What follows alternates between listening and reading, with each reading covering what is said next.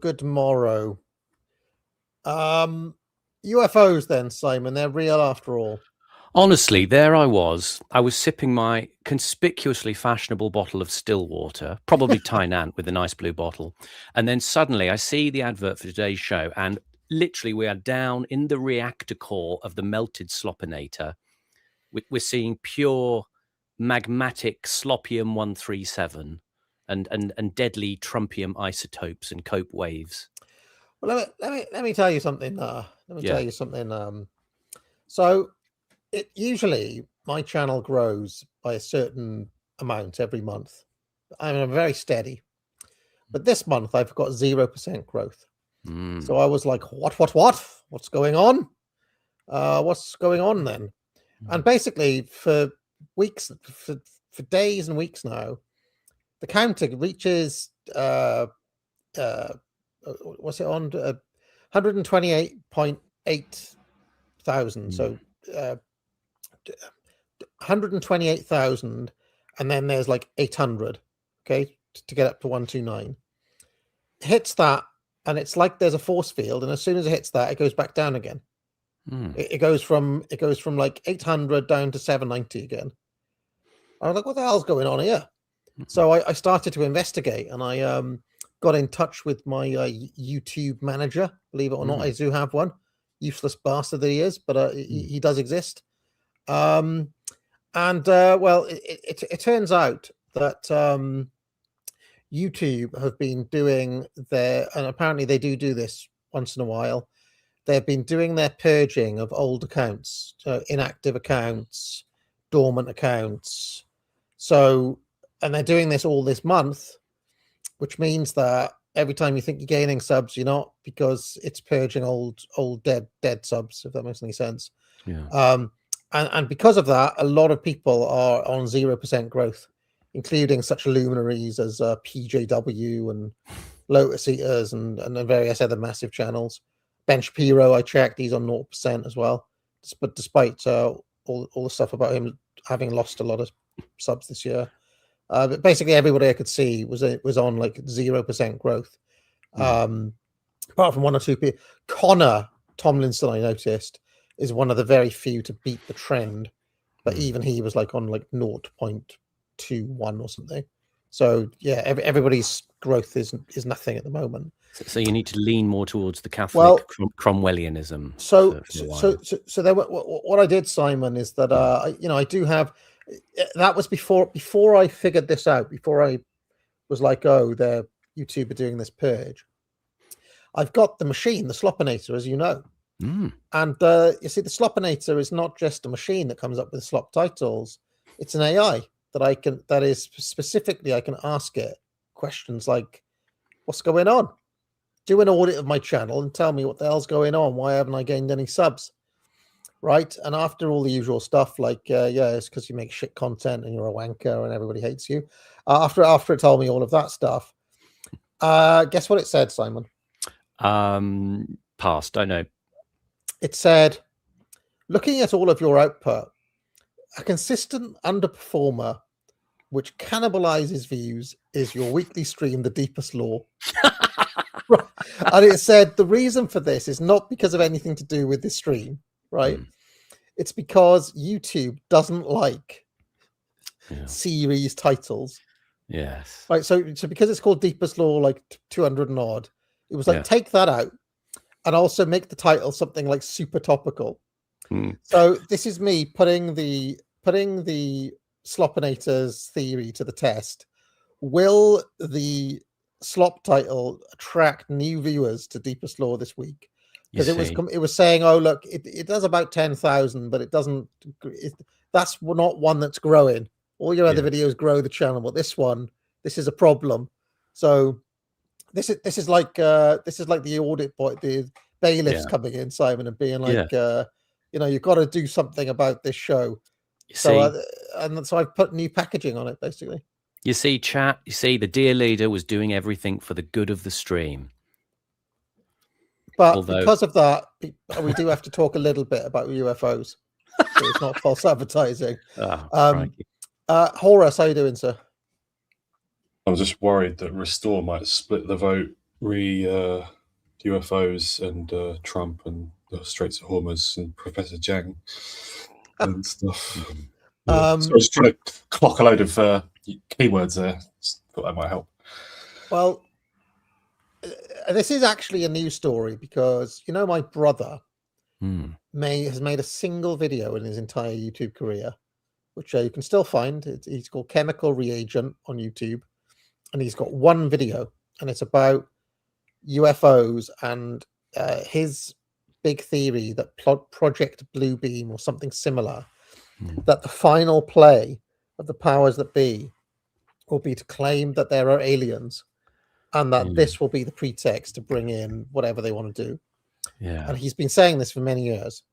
And so therefore, any alien stuff that comes up, I always text him. And everybody always says, oh, look, you said, your brother said. And the reason that this is in the news is because Trump has announced that he's going to do disclosure on UFOs and basically confirm that aliens are real, which should be the biggest story in the entire world. But because we live in Trump world, because we live in 2026, because of all the stuff that Adam Curtis has been saying for the past 80 weeks, nobody cares.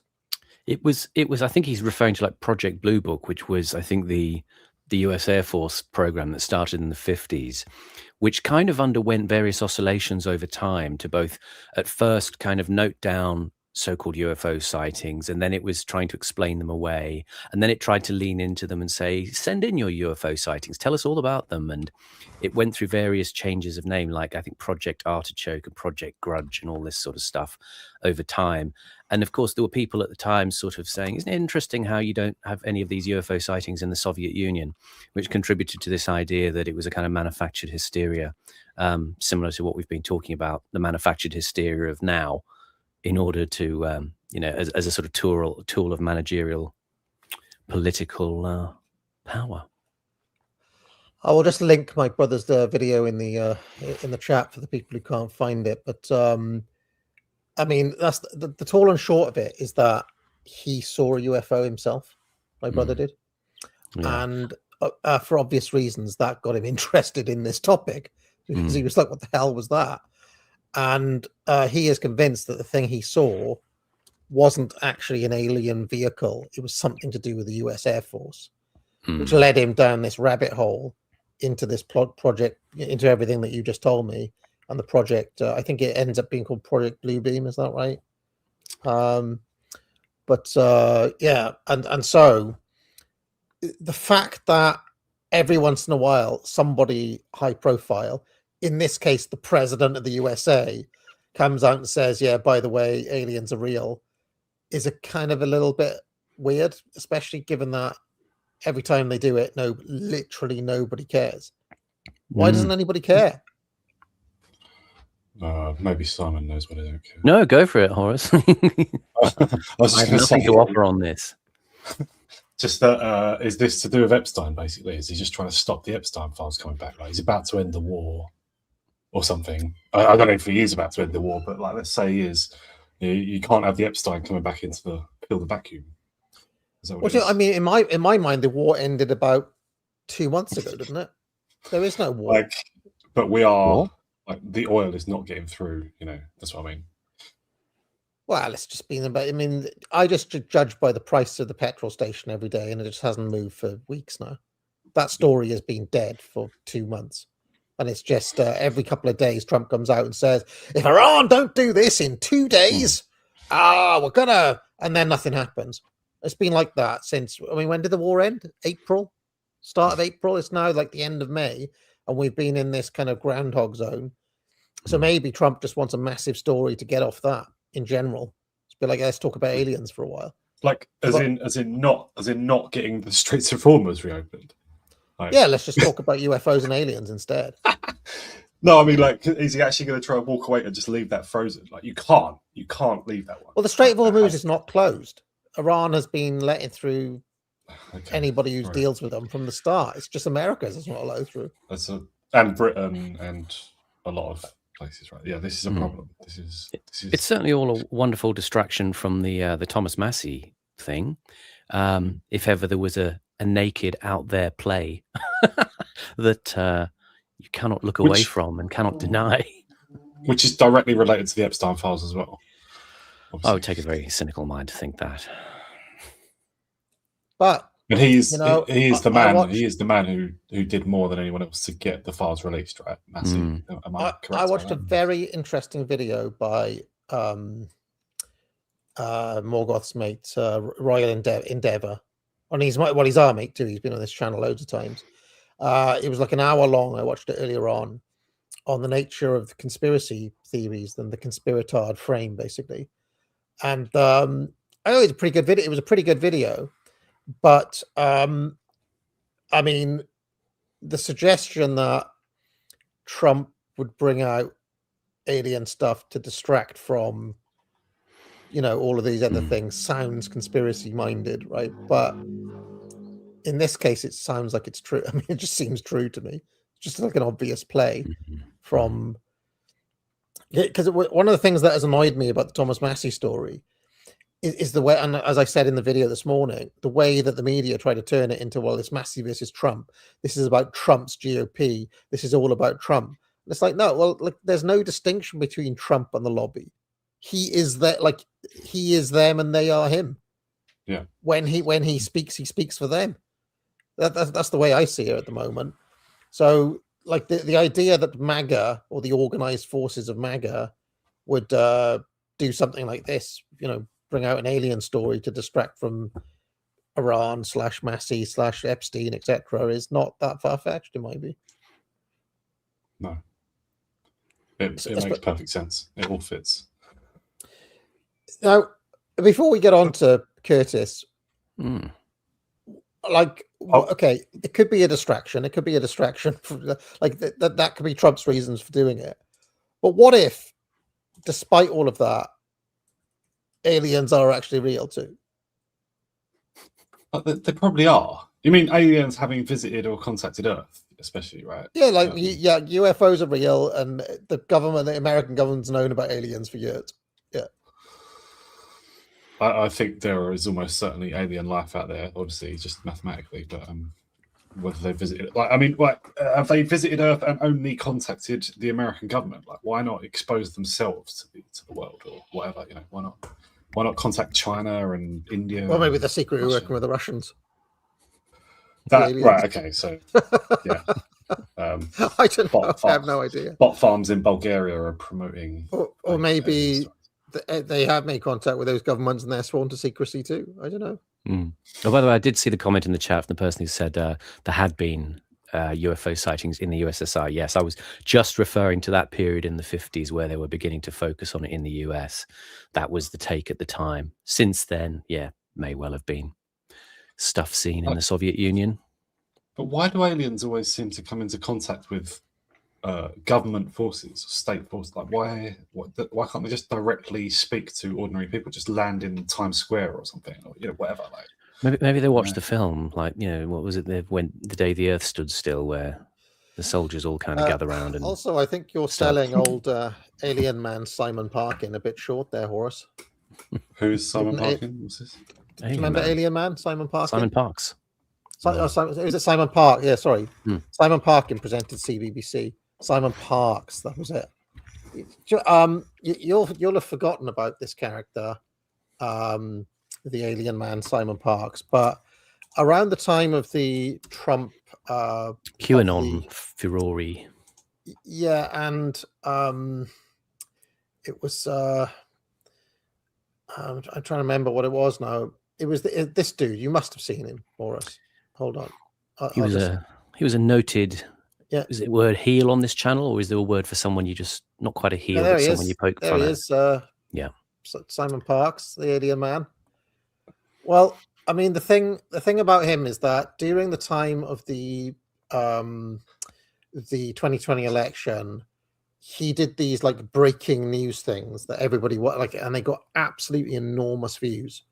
I don't know if anybody can remember this, but they used to get like over 1 million views on YouTube until he was banned. I think he ended up getting banned. I think he ended up getting banned. He's a British guy, and he actually was a councillor. He actually won a council seat for Labour back in the day or something. But no, he's since become like a major kook, and he did these election updates where he was claiming to have high intel and information coming from sources in Arizona and all this sort of stuff. Basically, like on the Q kick and on the white hats and the black hats and I mean, because I had absolutely no idea what was going on, as nobody did around the time of the 2020 election. For a little period, I watched him, and I got we had I forget the name of it, but there was I don't like to use the word minion. What's a nicer word than minion? A fan, let's just say. I got a fan to spreadsheet all of his predictions and then benchmark them against what actually happened. And I entertained this because, if you remember, in the run-up to January 6th, we were completely fucking off the reservation. Trump had not conceded. We had no clue what was going on. I mean, do you remember Douglas McGregor was in the army fucking purging generals, and there was all sorts of crazy shit going on at that time. So we were like, what the hell's going on? Anything's possible. So in that kind of epistemic scenario, I was like, okay, well, Simon Parkes is only as good as his predictions, I guess. Let's see what he predicts. And, so we spreadsheeted that for a while. But unfortunately, it all came crashing down on the day of Joe Biden's inauguration, when, on the night before, as I've mentioned this to you so many times, Simon, the massive Boomer podcast that Sydney, what was her name, released the Kraken. Yes. There was some old general that was around, like there was Michael Flynn, this really ancient general, Sidney Powell. They were all on this call together. Do you remember there was this guy? He's kind of disappeared, but he was in Georgia. He was like a kind of spiritual guy. My Pillow bloke was around. Mike Liddell, he was there. And there was this bloke in Georgia who's completely disappeared now, but like they were all massive around this time. And they had a podcast, and it was just obvious they had none of them had any clue what was happening at all. Was it Greg Abbott? Was it? I think it was. It was Greg Abbott. Greg Abbott sounds about right. Greg Abbott sounds right. And it was just obvious that all of these people are Fruit Loops, all of them. Like none of them had any clue what was happening at all. And that was a disaster. And then anyway, the day afterwards, I tuned into, because these guys have been swearing blind that Trump is, still going to be the president into Biden's term and so on. So I was like, well, how the hell are they going to explain away the Biden inauguration?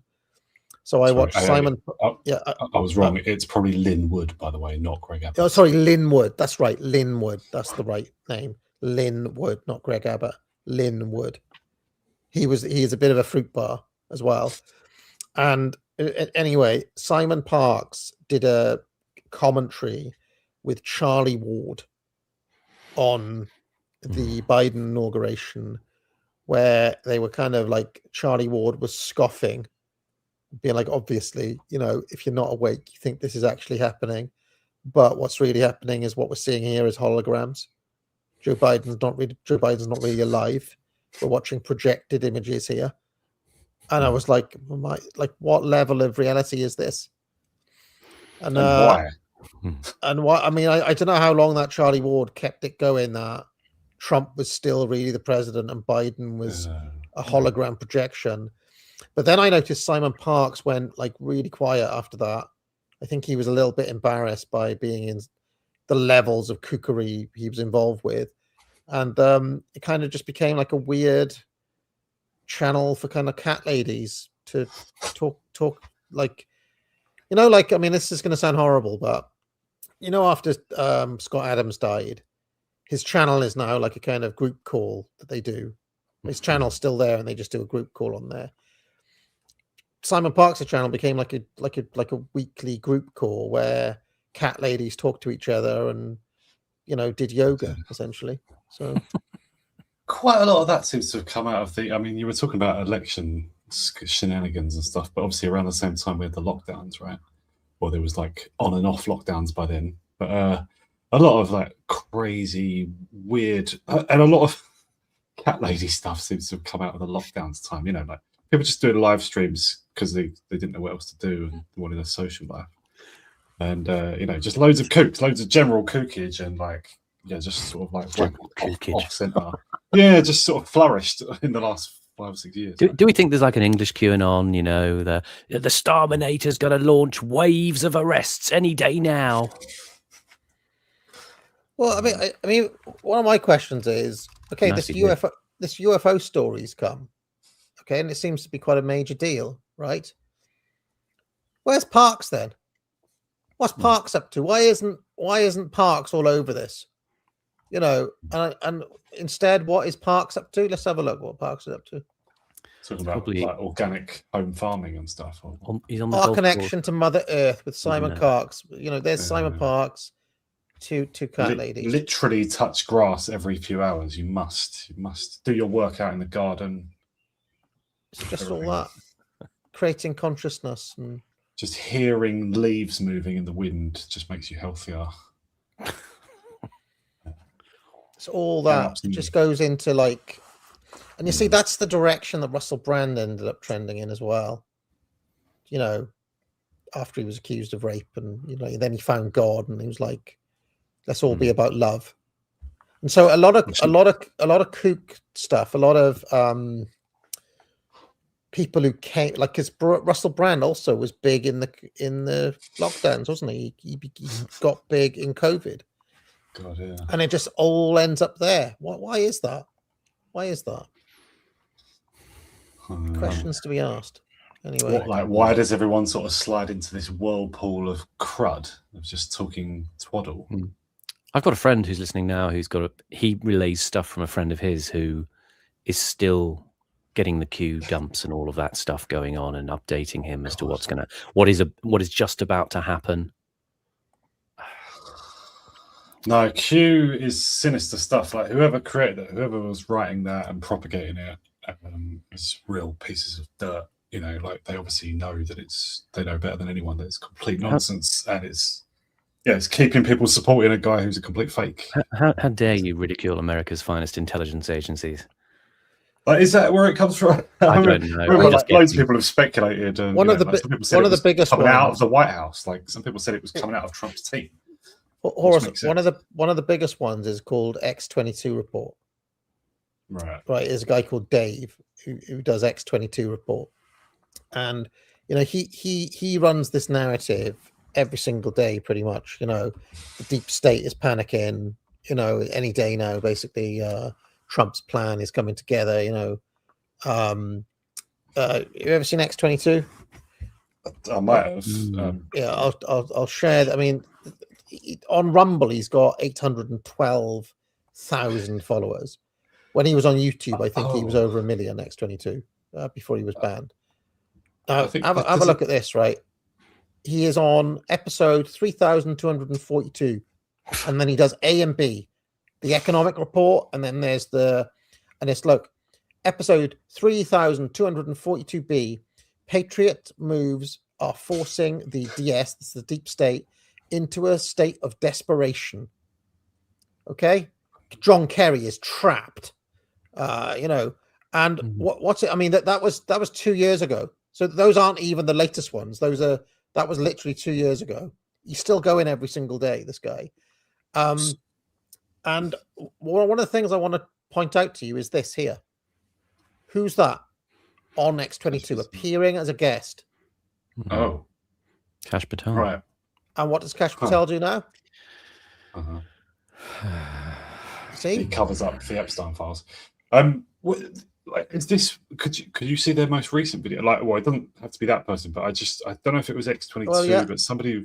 Here we are. Like when it was on Twitter, of like Morgoth is good for highlighting the related, LaRouche sort of Britain, Lloyd's of London controls the world thing, and he said like that is the new QAnon. That's QAnon for Trump supporters, right? Well, obviously QAnon was the first time, but this is QAnon for the second Trump term, right? Which is like I just wonder if X22 is one of those who's merged the old Q stuff into the Luongo crap as well. X22 is currently saying Trump is breaking the chains of the central banks. No inflation, no debt system, no income tax freedom. What? And also, right now, according to episode 3908B, the deep state criminals are being shut down. Trump is rebuilding America. It's a marathon, not a sprint.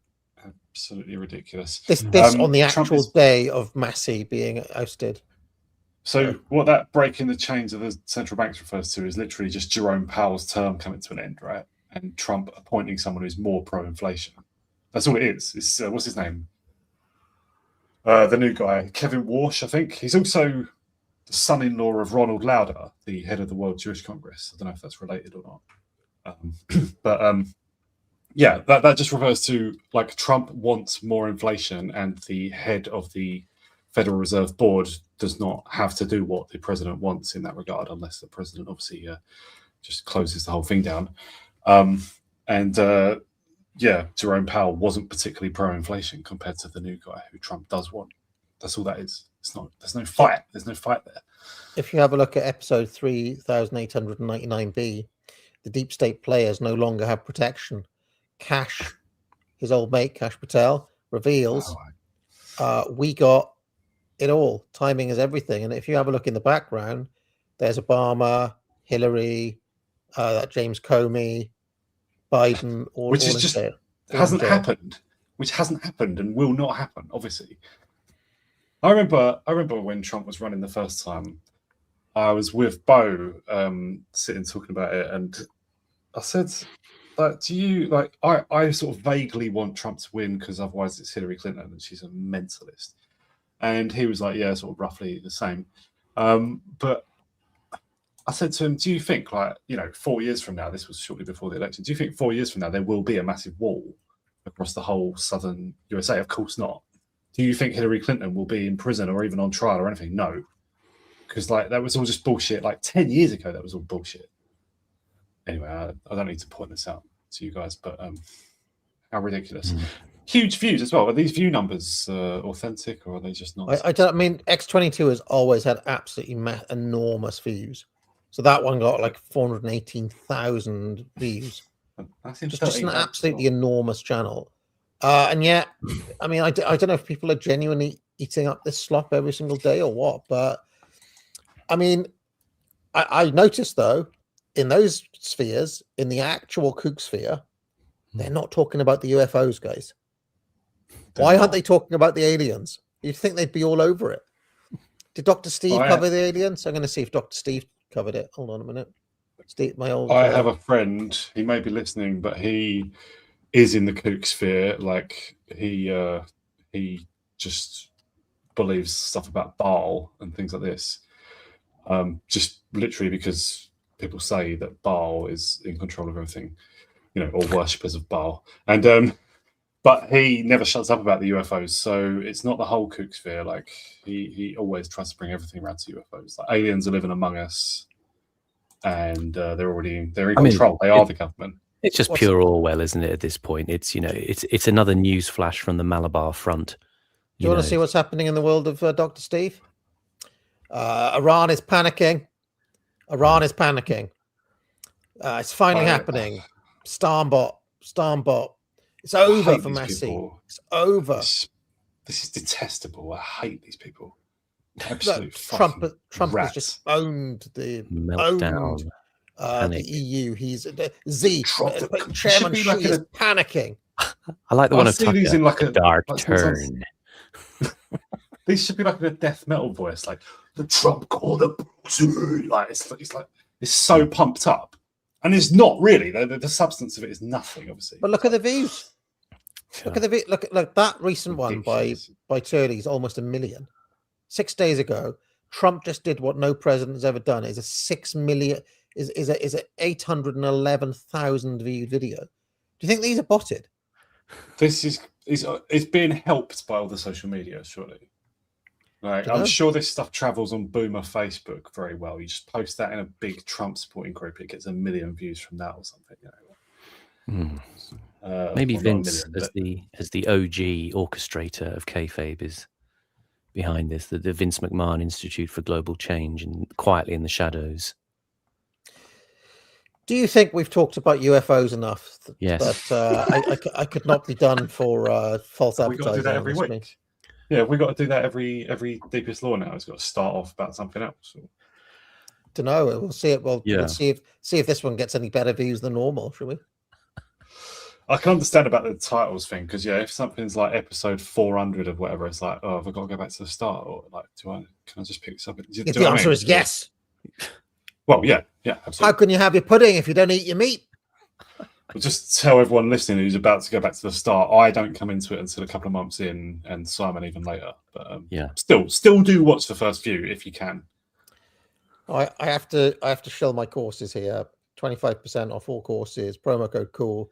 When we come back, we will be reviewing Adam Curtis, and there is a tie-in, Simon, because they are in space. We left them in space, didn't we? So. Yes, we did. Everybody wants to be cool, like this guy. This guy is cool. Do you know who else is cool? People who do courses at the academic agency. And you too can be cool by getting a course today with promo code COOL, which gets you 25% off all courses today. Promo code COOL. Anything you guys want to promote? I'll be down, like I said last week, in Dorset on Friday at the Dorset Nectar Orchard Farm, and we'll be showing a little documentary we made, me and a friend, about a TV director called Lawrence Moore. Please do feel free to drop in if you're in the vicinity, and also if you're in the vicinity of Rugby tomorrow. I should say, actually, no, on the 23rd of May, our friend Alexander Adams works in an exhibition down there. I will retweet again after this stream about that, so do go and support him as well. That's on Saturday. I thought that happened last week as well, Simon. Is it like 2 weeks in a row? Or? What, Alexander Adams or me? No, your no, ours is this week. I was pre-priming the audience for it, so I get two plugs in. Go on, Horace. I'm just on Twitter at Infinite Horace. One last thing I want to mention before we get going. It occurred to me yesterday how much I really detest the creepy lavender man, Ian Dale. And I'd noticed, Simon, that I think you may also share your disdain for this man. He's a thug. He's an absolute thug. Do you know he used to do like a list of top most influential people or something? Did you guys used to see this? And it was taken seriously by the whole political class. They loved it. They were like, you've got to be in Ian Dale's list. He was like 10, 15 years ago. Yeah, he was one of the first kind of, in a way, sort of live streams. I think he used to do it on that sort of 18 Doughty Street or something. And I think he used to stream with people like James Delingpole and others. And it was a kind of a web-based politics chat show. And he was a Conservative Party guy, right? For years, wasn't he? So he claimed. So you claim. Yeah, he's obviously on the far left of the Tory party in every possible way. But he wasn't he? Didn't he run for election a few years ago? He ran to he got deselected before the election or something. I think he was standing in Tunbridge Wells. Yeah, yeah. To me, he is a symbol of everything that's gone wrong with the country. Everything that's gone wrong. He's like Dan Hodges level. Do you want to repeat the video of his shame that I posted up there? Yeah, I saw. Well, I saw him.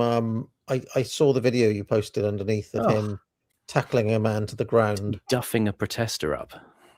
Yeah. Former Labour spin doctor Damien McBride. Yeah. Let's get to the bit where he roughs the guy up. Here's Ian Dale. Hilarious. What was the protester trying to do? Like protest in front of the politician? It was some placard he was holding up behind a candidate who Dale was promoting. And it was a sort of, I think it was an Writing on his anti-nuclear. blog later, Mr. Dale said he didn't regret his behaviour and was protecting his author. It said it was like a Damien conversation with. McBride's controversial memoir. Yeah, was the protester protesting against Damien McBride? And Ian Dale leapt to McBride's defence. It's lost in the mist of time. But I thought it showed the mark of the man that ultimately, if he doesn't like what you're saying, he will leap on you and molest you in public. Well, when I was calling him a creepy lavender man yesterday and saying he's got a weird kind of Varys from Game of Thrones vibe, I didn't actually know that he was gay. He is gay. But reading up on him today, he came out and has been kind of out loud and proud since the age of 40 and has got a long-term partner. I didn't know that about Ian Dale. He used to run a bookshop near Westminster called Politicos, which was sort of a bit of a thing for a time. And when he was on LBC like years ago, I think he must have had some history in the background, because there was one call. I used to listen to LBC a lot back then, not so much now, but a little bit now. But he had a caller ring in and use the phrase nutters, and he really went off on this guy. You know, you can't talk about people with mental health issues like that. You know, and it was a real kind of sea change. And you thought, okay, something's kind of banging to get out of another closet there. He's possibly alluding to some difficulties he's had. I don't know. I think he's talked about having mental health problems, hasn't he? Right. Quite a lot of people do now, obviously. Like, a lot of people think you're supposed to. Well, Horace, it's all right to talk about your mental health, mate. Mate. Yeah, mate. I thought you were just being kind to me there. Do I still have it? Where is it? Mate. Oh! Mate.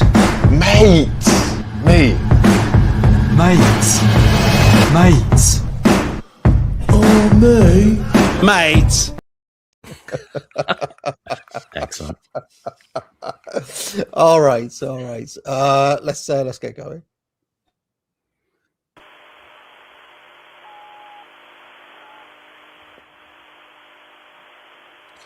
There is something about gays in the Conservative Party, though. Like, I'm sure he's a Tory because he's gay. I didn't mean to pause. I just while there was. You were just free associating while we were looking at the footage of the black hole in space. I'll turn it down. Yeah. Just while there was dialogue. I mean, this is an ongoing issue that every conservative, like every establishment conservative, turns out to be. Often the ones who call themselves libertarians. I'm sure I've seen Ian Dale calling himself a libertarian. So has Alan Duncan and others like David Bull.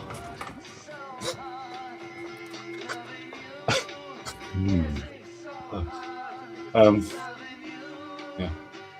I noticed that he was replaced as a Reform chairman the other day. David Bull. Oh, interesting. Who? By Lee Anderson. By Lee Anderson. Oh, 30p Lee. Who doesn't is seem absolutely gay. hated by that fella, mate of ours, the hairdresser. You know, what's his name? Do you remember he used to do comedy songs? Daniel Bostock. Yeah, Daniel Bostock. Yeah, he had some Daniel excellent Bostock. comedy songs. Yeah, and he really, but every once in a while, I think he takes them down because he gets so angry. Yeah, he really hates Lee Anderson. Like I'm really not hates him. surprised. Lee Anderson's I've just a bit of seen a him. thug and enforcer. Yeah, Lee Anderson seems like a dolt, and Daniel Bostock lives in his constituency, I think. Yeah, Lee over Anderson in just- Nottinghamshire. Yeah, But his Just complaint like- is that since Lee Anderson has been the MP, it's become literally flooded with third world. Since and he's Anderson been there. obviously says not a word against it. Obviously, do let us know if this nice contrast of us talking about Reform Party figures and late stage Soviet Union is working for you guys in the chat. I did see comments last week saying it was basically inaudible, the actual soundtrack of the piece. But luckily there's no music or dialogue until now. so I noticed that the captions were saying that, the car production and stuff was actually collaborating with organised crime and stuff. They were selling off cars to criminals, basically. It's the point where they were starting to loot the state industries. I think this is from that Comrades series. that I mentioned last week, called School of 89. It's an episode that's not on YouTube, unfortunately, so I can't link to it. But these are naughty girls, probably in some sort of reformatory school. I'm sure he used this for hypernormalization as well, right? The He same did document. have a clip, yeah. They had a whiff of the prisoner cell book age about them, those girls. I think so. A little bit Yeah, young, a little also- bit young, but Didn't the Day Today and Brass Eye use some of that Comrades footage as well? Don't Brass I Eye. don't I know. think it's a science episode. There's a bit about nuclear power in this. In Oh, Russia. possible. It uses a bit. Yeah. It Called says it that a Formal woman's singing a Jackson. song to the kids about a nuclear reactor, which is probably not really.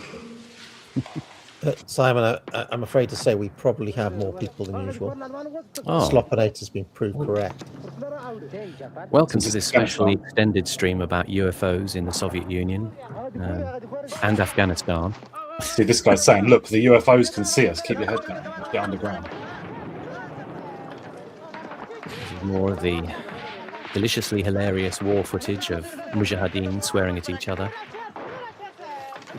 I don't know where this came from, but again, it's probably one of those BBC documentaries from the late 80s that I cannot find, unfortunately. Some of them are just not out there.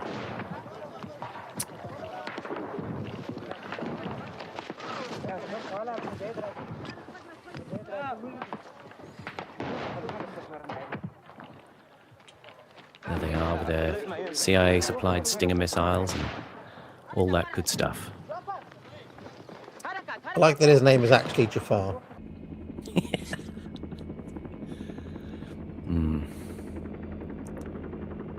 They always have those weird insectoid-looking helicopters, the Russians, don't they?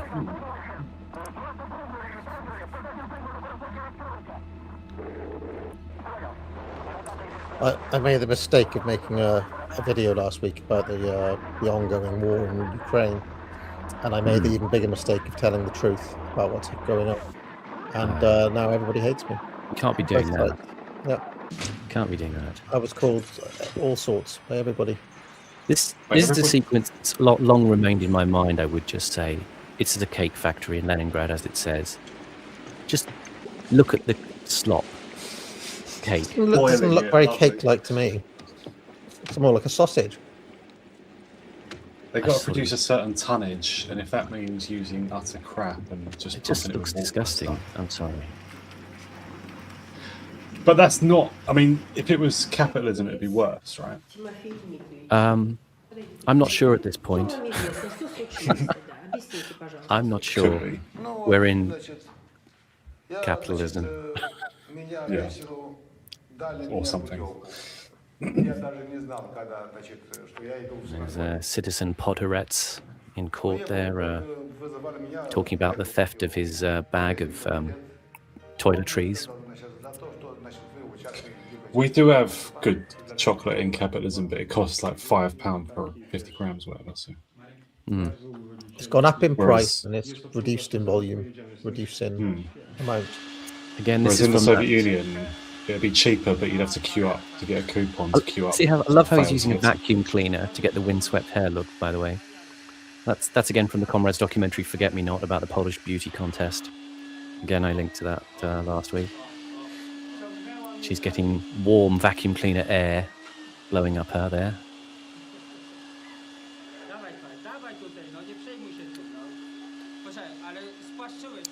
Number one was pretty hot.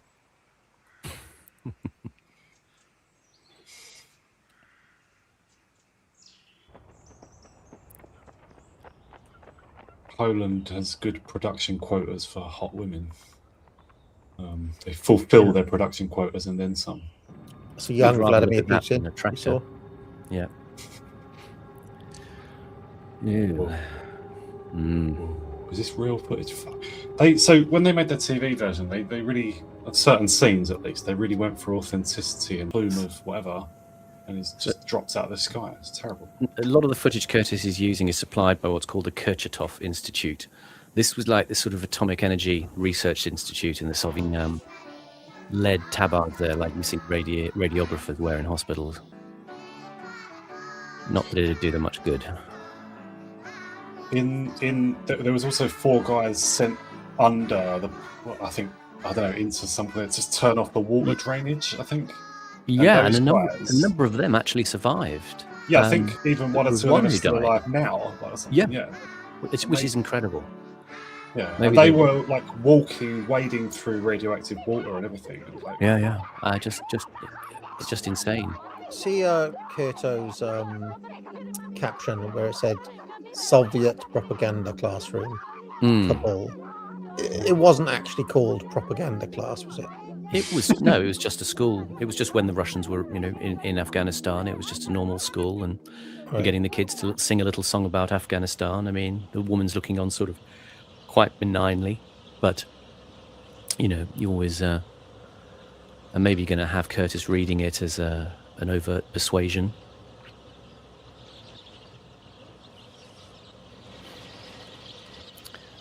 I mean, I think this is maybe a little bit of a visual metaphor here of, feeding the multitudes what you want them to have.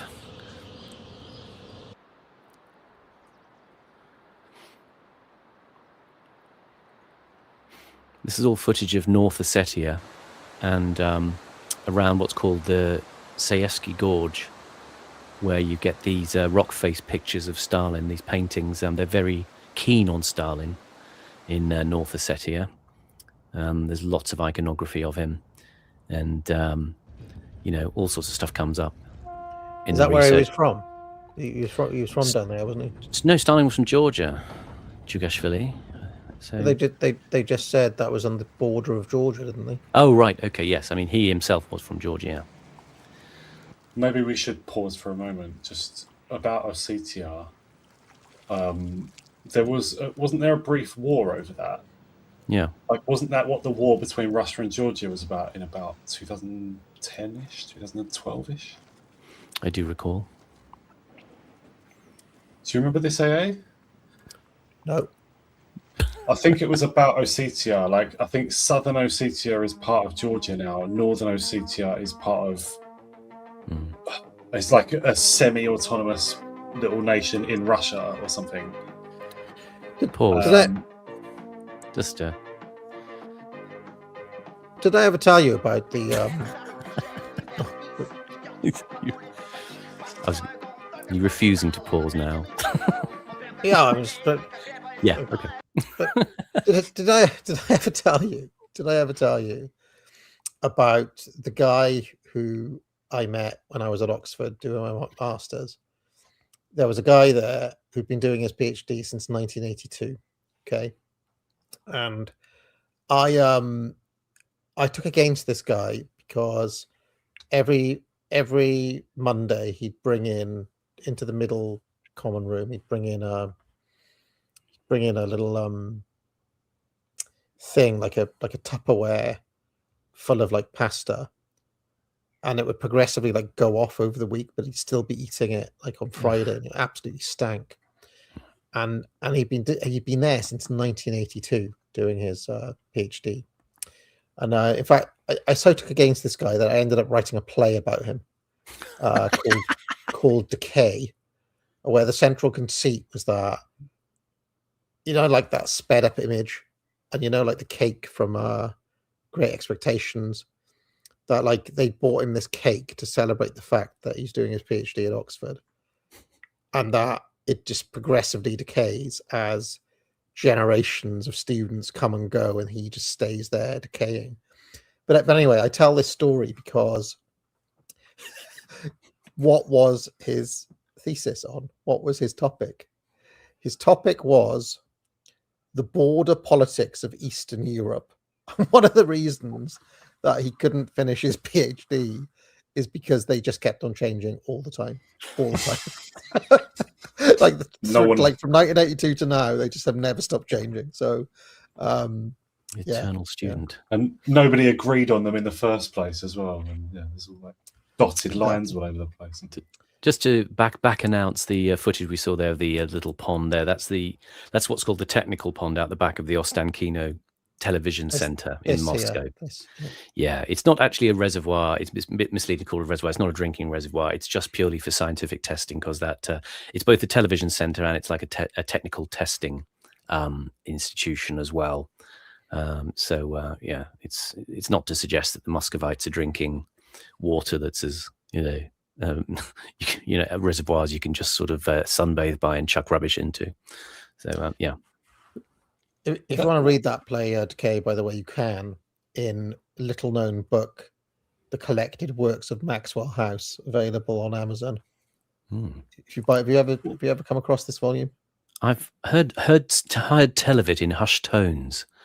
Yeah, it does exist. The Collected Works of Maxwell House. The play sounds very Beckettian in a way. And well, I did my master's thesis on Thomas Beckett, so clearly Samuel Beckett. You mean the playwright? So Samuel Beckett, yeah, Samuel Beckett. Yeah. Not who did I say? Not Thomas. You were thinking of Thomas Beckett. No, sorry, yeah. So Samuel Beckett. Yeah. Collected works of. Who will rid me of this turbulent playwright? Yeah. Was it? Yeah.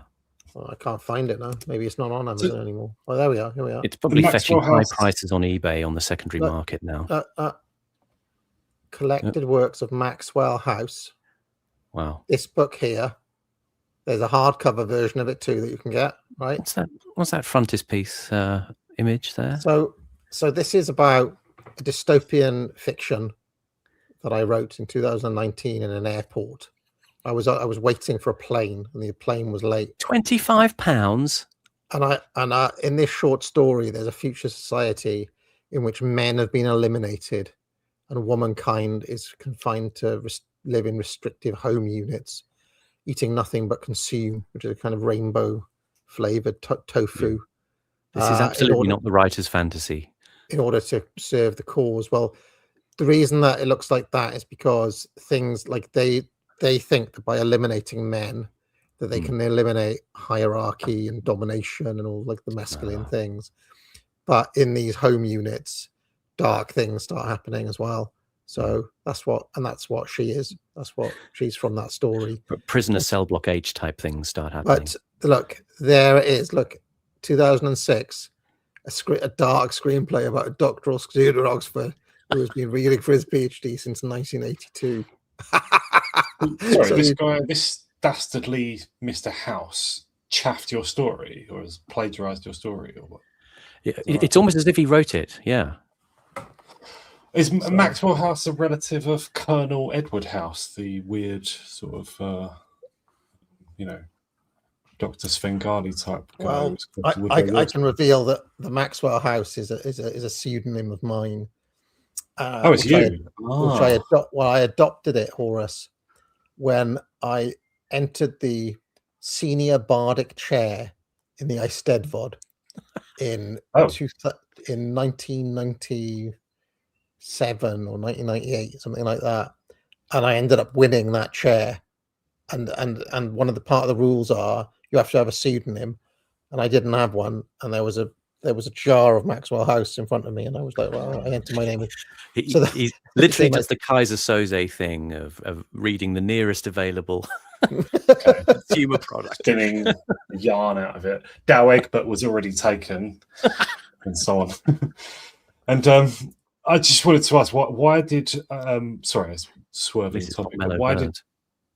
Why did Curtis bring up Ossetia just then? Why was there that brief bit of footage? I'm curious. As I say, it was just relaying about the persistence of Stalin iconography in that particular region. Yeah. You know, it could be 1,000 miles from Moscow or whatever it is, and yet you still see, painted on rock faces by the river or just by the roadside. They'll have these things. I mean, there was a quite interesting story of a place in Chelyabinsk, a place called Kusa, where the little news story, but they sort of back in the 50s after Khrushchev's secret speech, they took the statues. A lot of the Soviet statues were just like concrete casts, but they're actually quite good. But they tore down the statue of Stalin at some point and chucked it in the local lake. And then years later, they were sort of looking at doing some work on the dam.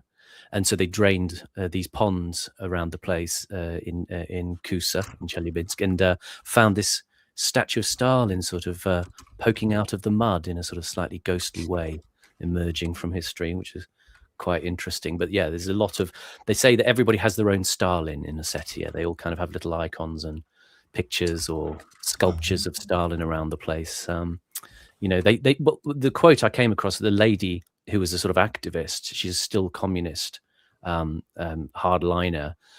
She said, for some, he's one of the main theorists of Marxism-Leninism. For others, he's an effective manager. Either way, laudable. Yeah. It's a little bit of lodge. I've got tons of Stalin memorabilia around here. There you go. Little figurines, little statues. Not really, of course, not really. Another person in the article says, if someone has a fight with their neighbor, they'll often say, "Too bad Stalin isn't around anymore." For some reason, they think he'd have made sure the neighbor was punished. So, he really was like a father figure to some of these people. Iconography is for the sort of certain emperors and, really vaunted figures, right? Almost religious, right? Yeah. And it's almost a bit like Churchill, don't you think? Right.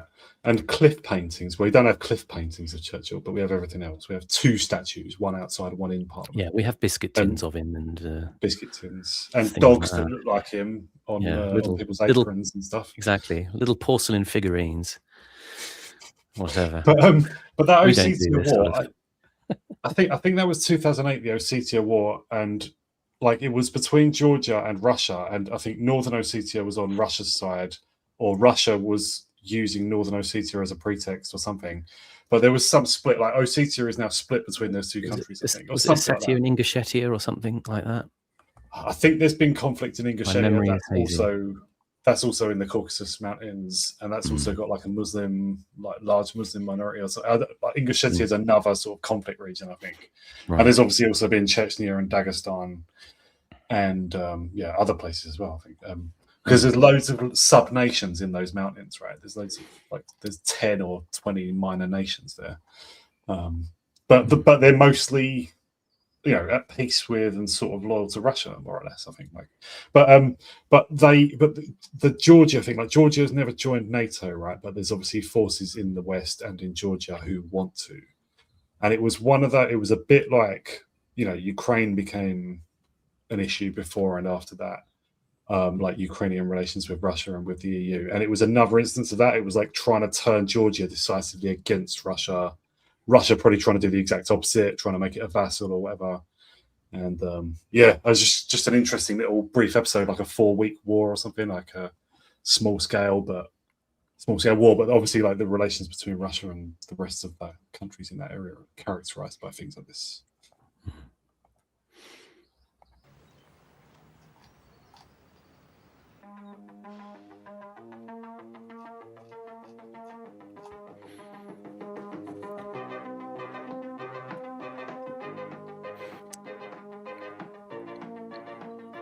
That's old Sergei Kuryakin in the background there on the synth. And this is Kostya Kinchev of the band Alisa, which is again one of the non-conformist dissident bands. You notice there, it's filmed in an apartment. A lot of these dissident artists filmed shows or videos, held little exhibitions in apartments. Maybe we should do the same. If we formed a band, a Deepest Law band, who would do what, do you think, in the band? Well, I can't play anything, so I'd either have to be a vocalist or hang a triangle or something. You'd have to be the lead singer or I could be like Gorky Bez or something and dance on the stage. Have you got rhythm? Not really. We could be like Prodigy, where nobody really does anything. Yeah.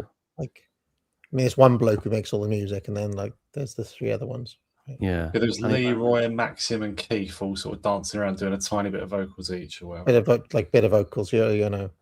He is a bit Prodigy, Keith-like, this guy, isn't he? Just a little bit. These little things. This was from their first album, Energia, which was released on the state label Melodia in 1988. If you want it, it's actually quite good. I've been quite enjoying some of the Russian music that's come out. The sort of dissident punk music stuff and sort of synth pop stuff. Melodia. Melodia. It's called Melodia, like melody, right? Yeah. Okay. But later on, he sort of fell out with his fans, Kinchev, because he got baptized and he went Christian, sort of patriot and nationalist. After I you just mentioned wanna- Gang of... Sorry, Yeah. go on. I have to mention yet another one shot against libertarians here. You know, clearly living in Soviet Union for many, many years. Very fat Horus. How do you deal with that? But anyway, get back to the Gang of Four, and we'll come back to this. Yeah, anyway. talk about incentives for this, Horus. I don't know what I'm being asked here. All I was going to say No. was after, because we mentioned Adam Curtis was old school friends with what were they called? Gang of Four. And the Mekons. Yeah. And like I've been told for I know quite a lot of punks. Well, I have known quite a lot of punks and stuff. And I was told, that there's all these bands that are like iconic or whatever they fucking say. And like, I listened to a bit of Gang of Four. Wasn't really keen. I listened to a bit of Husker Du. You know them? Are they? Yeah, I know them all. I'm into all these bands. Yeah. All this. What do you call this? Post-punk? Is that what this is? Well, yes, it's post-punk. Yeah. Yeah, it was in that period, early 80s. Yeah. And then there's. I went into a whole thing when I did my 80s bangers better than Madonna, into a whole rabbit hole of what's the difference between post-punk and new wave, and then synth pop afterwards. Yeah. Right. Yeah. Like, is it the Rooty column? Are they in that sort of crowd as well? Like, because that's a very leftist name, isn't it? That's named after. Yeah, it's one of Tony Wilson's kind of stable up in Manchester. Factory. Okay. Yeah. But one of their songs was great though. It was either Sketch for Summer or Future Perfect. It was really, really good. And I thought I wasn't going to like any of this stuff, but I came around to that one. It was a well good song. I think the post-punk guys in general were more overtly political, and more well, not overtly, but I think they were all kind of more left-wing. And I think the new wave guys were more, I guess, apolitical stylists. Is that a good way to put it? Wave? Is that like who would count as new wave? So like Talking Heads, or weird music. Nick Lowe. Pixies, is that? No, Pixies is way too late. They're kind of like proto later 80s. Yeah. Okay. Trying to think now, like new wave. New wave is more like early Simple Minds for new wave. You know, Seagulls. More into we're into synth pop now. You see, yeah. Crossing over. Early Human League for new wave. Right, so quite electronic sounding stuff. So new wave was more electronic, right? But if there was a difference between new wave and synth pop, it is that new wave stuff had that kind of jagged, angular kind of. There was still like quite a lot of riffs in there. Whereas once you move to synth pop, it is the keyboard driving everything. If that makes any sense. Yeah. But there's still like quite a lot of guitars in the new wave, and it's a little bit earlier. New wave is like very late 70s, early 80s. Synth pop is more early mid 80s, and then by the time you get to 86, everything's kind of like dance pop or whatever, and then things like Pixies, which is a different thing again. So and the Smiths and what do they call alternative music? That's what I call alternative. It becomes alternative after a certain point, and I'd say Pixies or after that moment, So But anyway, it's an interesting period. This Russian stuff, though. I mean, from what I can gather, the little I can gather from just peeking into it. I mean, there's another band, Aquarium, in the Russian scene that are quite interesting. And what you pick up on is there's a sense in which it's actually quite a resonant moment with now. One of the things that people were getting concerned about was there was a sort of basically attacking the boomers. I mean, there weren't boomers back then, but attacking the older people. There was this sort of feeling in some of the songs, this particular band, Aquarium. In fact, I'll just find the lyrics to it, but they were sort of, characterizing these kind of, sort of old useless people who'd sort of, let everybody down. Let me just find this. Where's the bloody lyrics gone? And I'll read a little bit of it. Or maybe we'll come back to it later. Oh, no, there it is. Okay, so they have a song, Old Man Kozlodiev. And he's kind of it's a bit like, this Jethro Tull song, Aqualung. It's basically, sitting on a park bench, eyeing little girls with bad intent. So kind of the sort of old depraved guy. And they've got this song, Old Man Kozlodiev, And the lyrics are, old man Kozlodiev creeps down on a roof. He's so penetrating, creature like a corncrake. Kozlodiev seeks to climb in through the window to some female in bed. In past years, Kozlodiev used to walk around. His eyes were empty, and Kozlodiev called out, whistling at all the women, to make love in the bushes.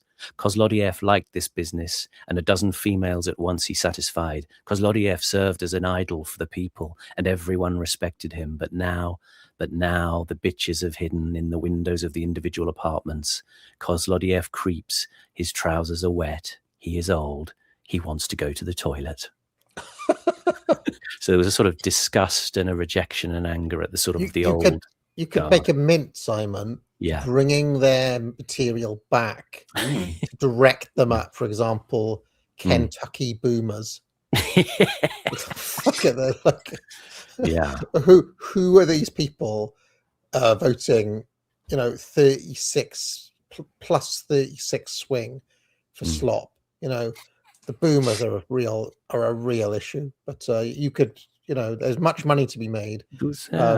It's an interesting lot of just general anger in the culture around that's these young dissidents. Like I say, Khrushchev kind of brought dissidents in the 60s, but then they kind of retreated back into their apartments and their little sort of underground shindigs in the sort of 70s and 80s, and made this kind of angry culture. And this was, again, going back to Limonov, who we saw in the last series, this attempt to sort of use this frustration. And Limonov obviously fabricated it into a kind of, a mashup, literally what we call mashup of like Bolshevism and Nazism, and a kind of use of violence as an aesthetic form, and then so you had a lot of these kind of aggressive looking bands, Before we move on, looking at this woman here, she's is she pouring a cup of tea into a glass? Is that right? Yeah. I've kind of got into having hot drinks in glasses recently, like a coffee or a tea or something. Started doing it to be like alternative around the place, much to the chagrin of the missus. She's like, "That's silly. You'll burn your hand doing that," she says. Well, not a glass with a handle? You mean just a glass? No, just like a normal, like a normal tumbler glass. I think it looks cool. Oh, okay.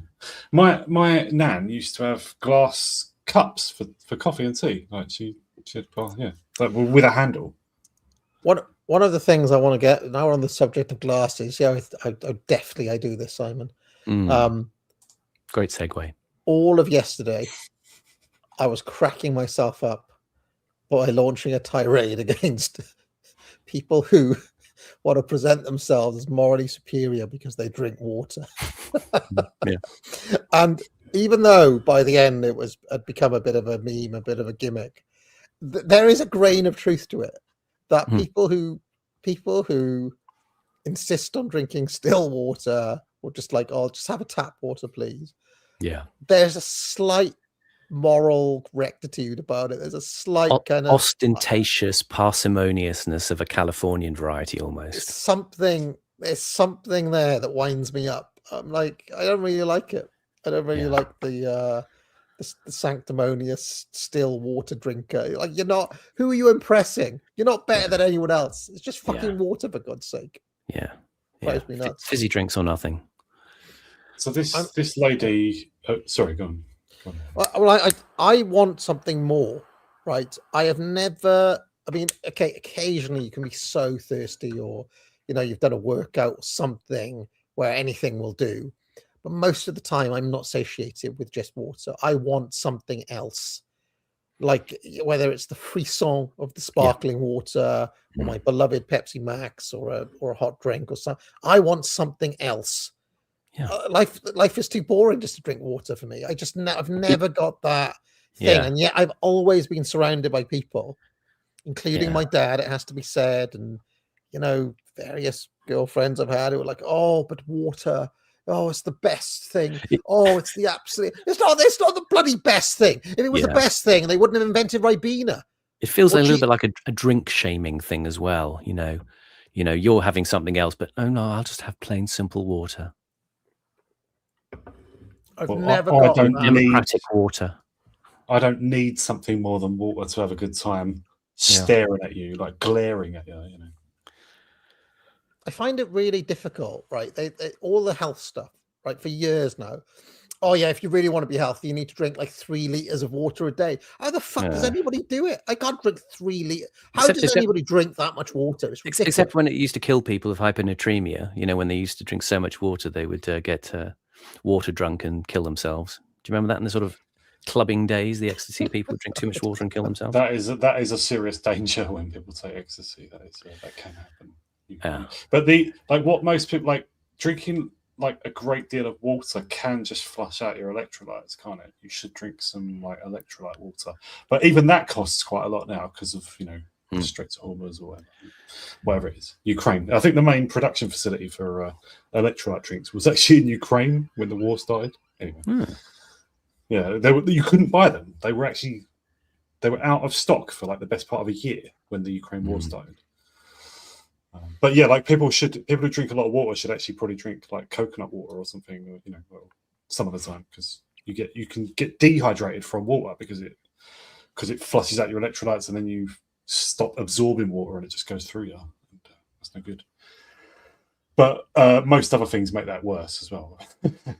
Like drinking Coke, I think, just makes you piss out too much.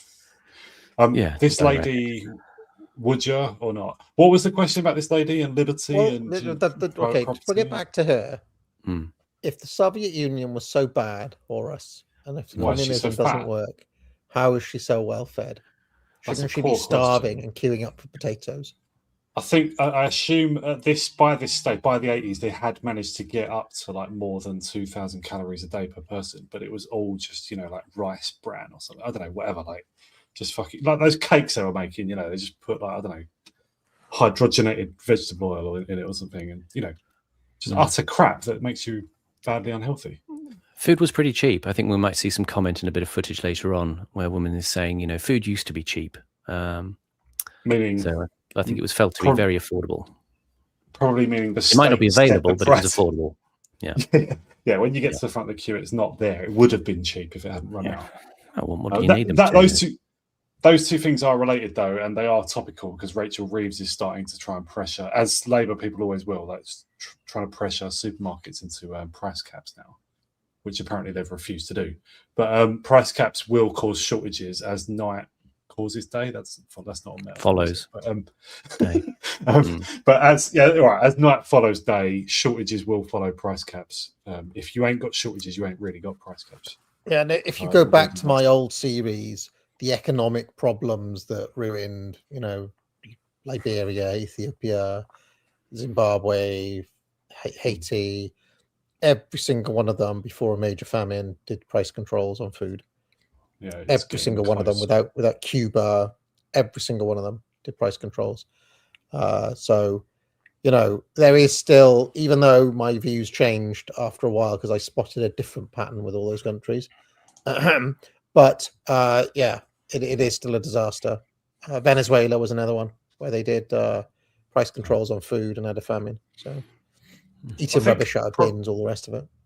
And also some of the sort of semi-developed world now will have price controls on things that at some point will probably just suddenly cease to apply. And they will suddenly have, 1,000% inflation in certain products. Apparently, when Tunisia kicked off with the Arab Spring, that was to do with price controls that the government suddenly ceased to be able to maintain. Price controls on food. And the sudden abandonment of them under pressure.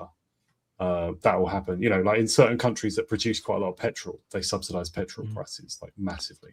And to put it in purely practical terms, allocation of scarce resources which have alternative uses. The price is a mechanism for managing scarcity, right? Scarcity. If you eliminate the price as the signal, you haven't actually adjusted the supply and demand. That is what it is. So therefore you end up with shortages. That's all it results in is a massive queue and shortages every single time. Doesn't matter what the product is. Yeah. When you say supply and demand, leftists just hear greed. There's like a recoding thing in their mind. It just so like to let supply and demand operate and reveal what the price is to them is like insanely selfish or like rapacious. Yeah, but the other way of doing it is that whoever gets the allocated stuff first gets it, and everybody else starves, or there's shortage. So there's no other way around it.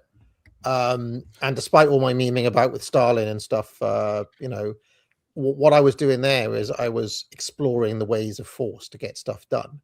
Right, so the government can say, well, all the food is ours, we shall allocate it, but it doesn't actually get around the fundamental problem of scarcity, right? It's still, there's a set amount of stuff, there's a set amount of people, there's only so much of it, and that we have to have a system of how do you get it to the people who need it, right? A leftist listening right now, as you said the word scarcity, they just picture the Monopoly man laughing. That's all they can hear. Like, well, I've noticed created a lot scarcity so that you could charge more. A lot of leftists believe that scarcity, and even when I've been talking to what's his name, what's my Marxist mate, Morpin, right?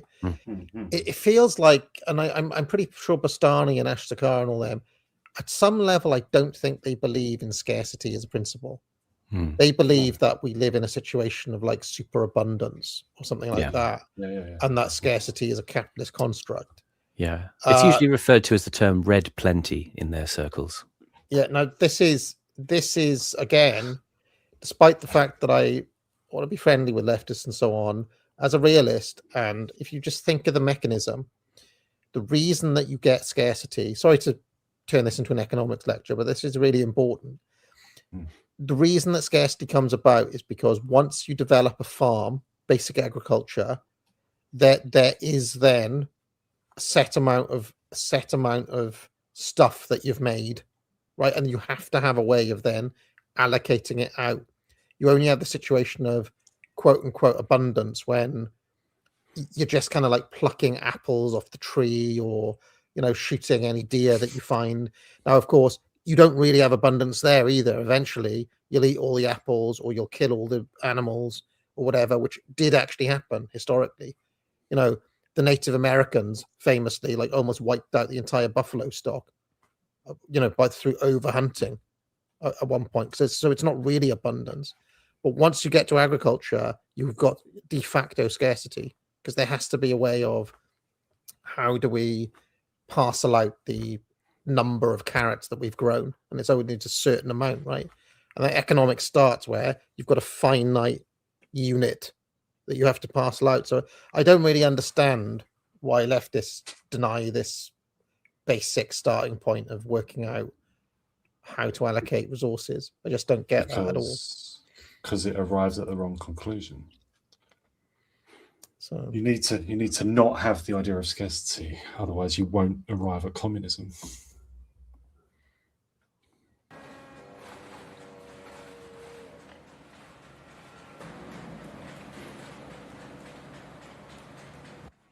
I just want to say, like, welcome home, AA. Welcome back to the right. Welcome back to reality. It's never been back to reality. I mean, it's not. You can't say. I mean, I'm convinced. I've read Marx. I don't think Marx ever says, "Oh, yeah, by the way, all of the goods in the world are super abundant." If you read Marx, he says, "No, prices are still basically set by supply and demand. It's just that the capitalist steals the surplus value of the labor, blah, blah, blah, blah, blah." But he's not starting at a point where he says all of the goods in the world are super abundant. He never says that once. No commie says that. So anyway, I don't really understand. А если у вас было желание, какой высмотритель вы выразить сейчас? Чего? Желание, если у вас есть, например. This is in hypernormalization, isn't it? This bit. Yeah. It's a clip from an edition of Panorama back from 1981 that he's scalping for this sequence here. The woman who doesn't dream about anything. She's reached full hyperstarmerization. She just 91, very late. 81. This. 81. Yeah. She's not going to dream. I have a bit of breaking news, by the way. Sorry to interrupt, but I've just seen this. Restore running that candidate in Andy Burnham's seat. And I think she looks a little bit like Kelly Brook. Kelly Brook, the girl with the BAPS. Yep. Like she's kind of as she's aged, now she's like in her 40s or something, I think Stoll's candidate looks a little bit like her. Well, anyway, the reason I mention this is because just in the past 10 minutes or so, somebody actually DM'd me to tell me this. Duncan Bannatyne of Dragon's Den fame has basically endorsed this candidate and is supporting her in the by-election and in direct contact with Rupert in public. So that's interesting because Duncan Bannatyne's a pretty famous guy. He's got a lot of money, and it's not the first time he's kind of flirted with Rupert, but now he's like, yeah, I'm for this woman winning in where is it again? Makefield. So Makerfield. Yeah. Makerfield. So that is quite from an elite theory point of view, quite an important little development in British politics right there. So Duncan Bannatyne was the best guy on Dragon's Den. If anyone ever used to watch that, he was the best dragon. He was. He took it seriously. Everyone else was there to sort of preen or show off or just be silly or whatever. He just invested, like he just did what he would do in real life. If it's a good investment, he'd go for it. But almost every time it wasn't, because he just asked him some questions and they didn't know the answer. And he'd just be like, no way. He was great. He was sensible, and so they got rid of him. Well, he's not on there anymore.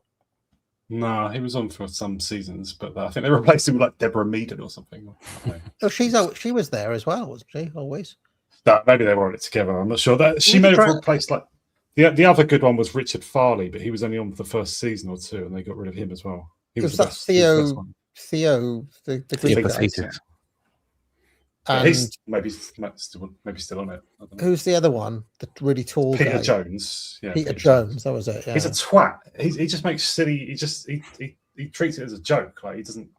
He's obviously not seriously trying to like make money out of it. Duncan Bannatyne just treated it completely straight faced, pretty much. Peter Jones like tries to just like get with women on it or something. People have said that. I feel like Deborah Meaden on that show.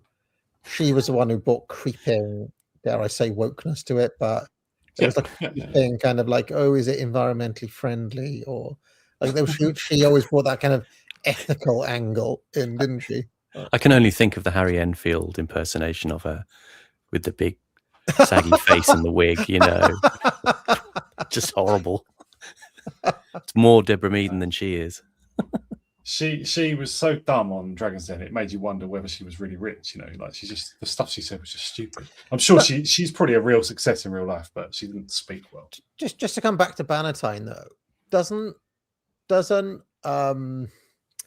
Duncan Bannatyne own like loads of gyms or something? Health clubs, yeah. Health clubs. Yeah. So I mean, presumably the Dino vote is pretty important.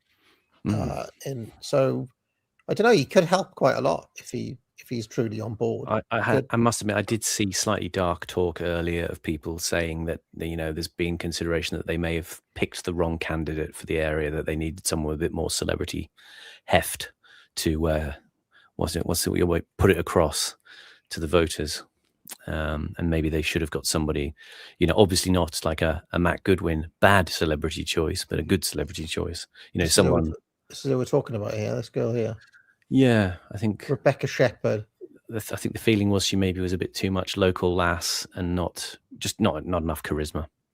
I'm not sure, because I saw a tweet from Curtis Yarvin of all people, basically saying, disgracefully worming his way onto my beautiful nostalgia timeline. But he was saying, oh yeah, you should have gone for a celebrity. None of this local stuff. And I'm like thinking, what? Hannah Spencer, she was the local lass. She won. That she's shown how to win an election. Goodwin was the out-of-town wanker. He had celebrity status. Lost. So I don't know about that. I feel like it's a good idea to go for local. He's thinking with American brain, isn't he? Everybody has to be a celebrity. And of course in Britain it's almost like the obverse exists. You don't get the celebrity, and even the sense in which if you used a celebrity, it sort of could be risky because, Hannah Spencer exudes local lass sincerity.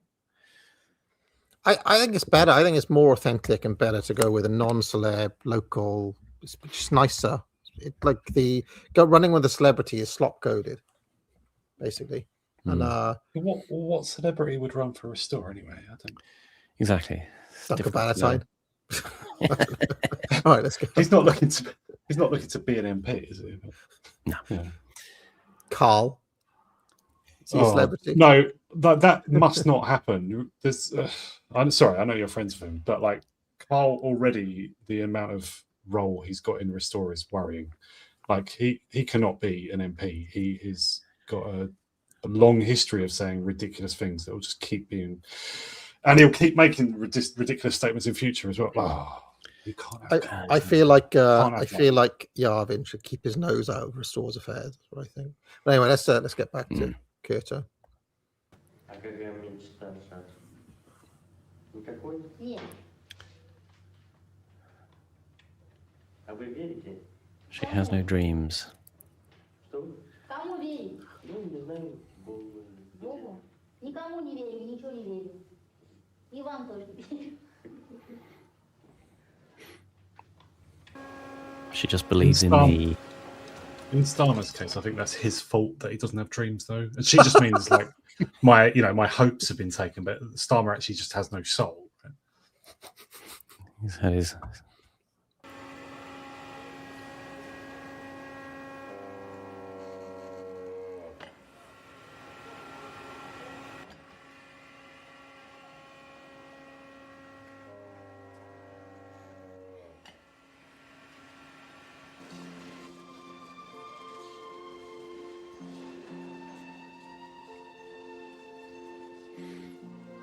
This bit of music was in The Power of Nightmares, I recall. It's been in a couple of the documentaries, and I can't track down which piece it is again. I thought it was a bit from the Carrie soundtrack, but it's not. But it has a similar feel. Does sound like a film soundtrack. Sort of slightly romantic with a... Someone in the chat has said that I've got a certain taste in women, and that lassie Berriger I mentioned. Are you talking about that large woman we looked at for about 10 minutes just now? I mean, Disgraceful. come on. She's about 30 stone.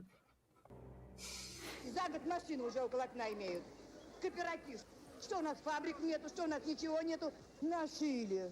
А? Только дармоедов сидят. Вы посмотрели, So it said this is a cooperative market, meaning selling products made by a cooperative, or what? Or... Well, I think it's that what happened was that Gorbachev made certain reforms, and groups of people got together as cooperatives to take stuff from the state-owned industries and then sell it on at a big markup. And this And they were is called- late they were 80s? Or... Yes. This, I think it was, what's the oligarch's name? Khodorkovsky, they talk about later, was one of them. They got in on this system, which it'll be referred to later on, but it'll be that they had a sort of cashless payment system within the economy for the state industries. And Khodorkovsky found a way to convert these kind of state credits into actual money, which helped them loot the Soviet Union. Well, so that was the voucher scheme that enabled. It wasn't just the voucher scheme. It was actually a sort of it was actually a special system that they had. I'll come to it a bit later on because it comes a bit further down and there's a bit more detail. It's melted. Yeah. So, what does the core mean? Does that mean like a ball of uranium or something, or what? Well, the fuel reactors that suspended in the machinery. cooling water had just melted, and lots of stuff had been vaporized, and lots of stuff had just sort of melted into big blob structures of metal and radioactive decay products.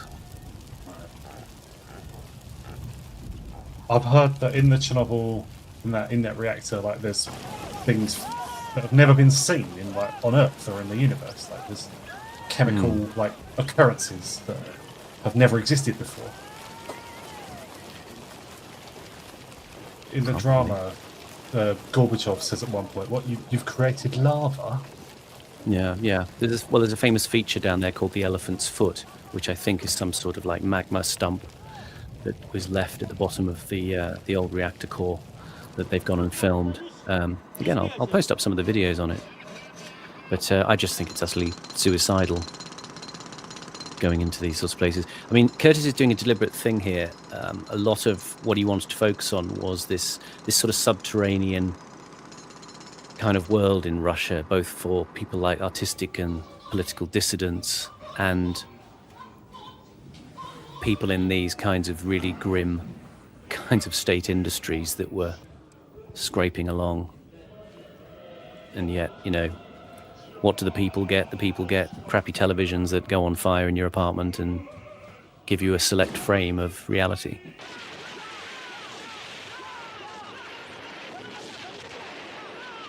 Much like in Kentucky in 2026.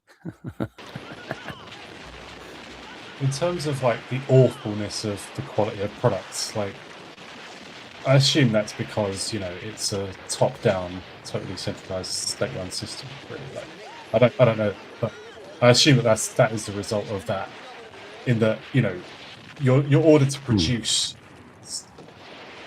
to fulfill production quotas, meaning number of televisions or number of television components or whatever, and essentially there isn't one person who's accountable for the whole product or the whole service. So it can go wrong and nobody be in trouble, and they fulfill their production quota, and that's what mattered. Nobody really suffers, nobody gets in trouble. Or if they do, it's because the Politburo decided they needed to have someone get in trouble. Again, it's probably the interplay with organised crime that's starting to happen at this time, that, there's shortages of resource because stuff is just being sold off. And this is in this footage here. That was in Poland. That was in Poland. When was that? Well, that's 87.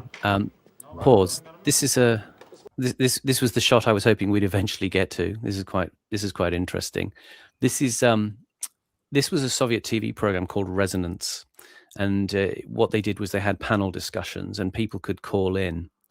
And it was really kind of during this Gorbachev era of glasnost and perestroika, where they tried to sort of look kind of, on the one hand, more democratic and accountable, and also kind of reassure people that they weren't, really keeping files on them.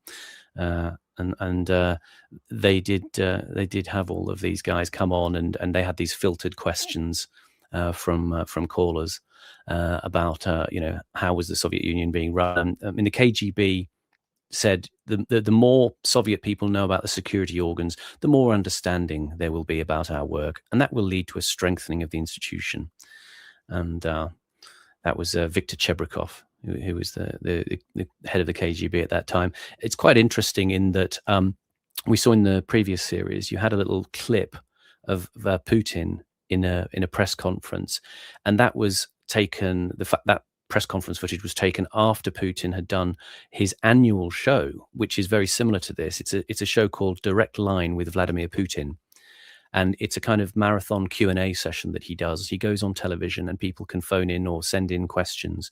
So it's a kind of interesting thought about how the Russians manage the idea of democracy. You may not have necessarily a lot of feedback in the same way that you have ostensibly in the West. I mean, I'm saying all this in a very contingent way, as if we have real democracy. But in the Soviet Union, the way it can be rationalized is that, well, you can send a message back up to the elites. You can talk to Vladimir Putin.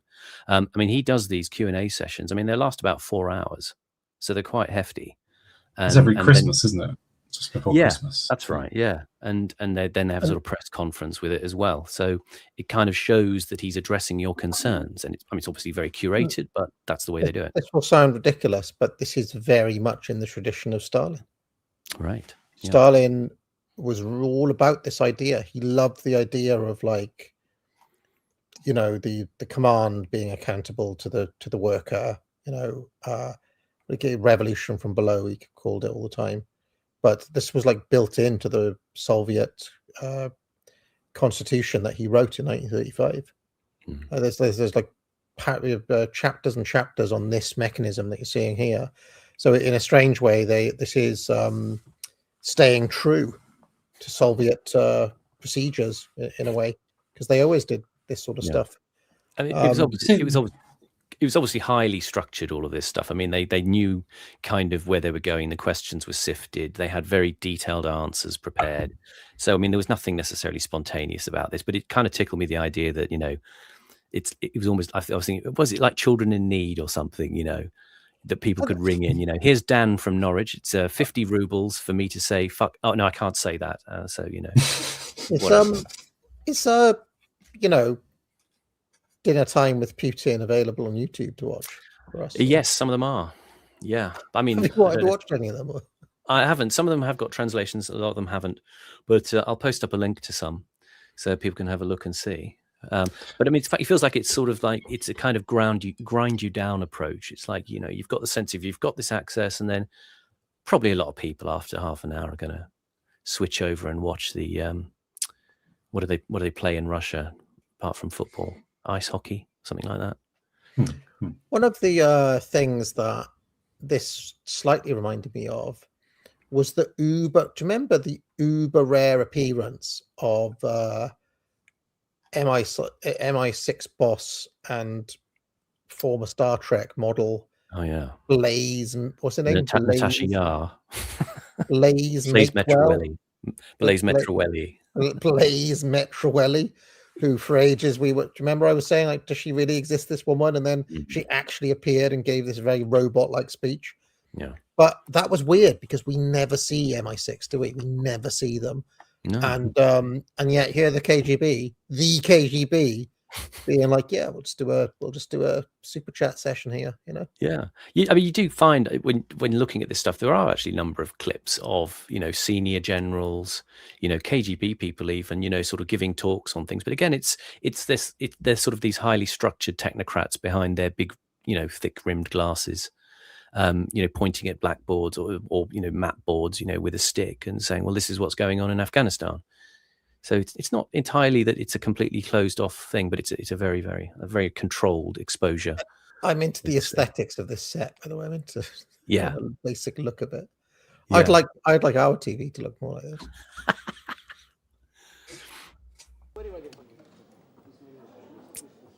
What does that mean? Wouldn't LBC be better rather than the creepy lavender man? It was just like 6 blokes around a really boring looking table like this. Yeah, it's Cyrillic for resonance. It means resonance. Obviously, it's the same as the like Resonance FM, which is where Novara Media started. That's kind of quite interesting. Yeah, the first independent radio station in Russia was also called Resonance. And yeah, as Horace is saying, I mean, I used to listen to Resonance FM, which is a London arts and culture station that was started about 25 years ago now, because there used to be some sort of quite interesting stuff on there, music programs and stuff. But yeah, that's where Novara started out, and it's kind of sort of hides as a little kind of community station in London, but has a very left wing. But I mean, it's kind of unlistenable nowadays. But yeah, it's where they kind of eked out their formative years, the Bastani Sakar axis. It was before Sakar as well. It was when it was James Butler and Aaron Bastani. I noticed they had James Butler back on for an interview, but he's like kind of forgotten. But I think Sakar and Laurie Penny were the first people they started bringing in. Right. Awful guests. So much lower, like intellectually. Like Butler and Bastani are quite smart, quite well educated and stuff. Yeah, dreadful. Sakar's a fucking idiot. Итак, первый вопрос из числа тех, что стали поступать к нам еще со вчерашнего дня. Вот Владимир Кучеренко, инженер из города Москвы, прислал нам целое письмо. Сначала он процитировал заявление группы сотрудников коммунистов пакистанской ЧК ЦК РКПБ. Письмо датировано... Только легкую книжечку. Так, вилка. Повернись боком ко мне. Боком. Нет.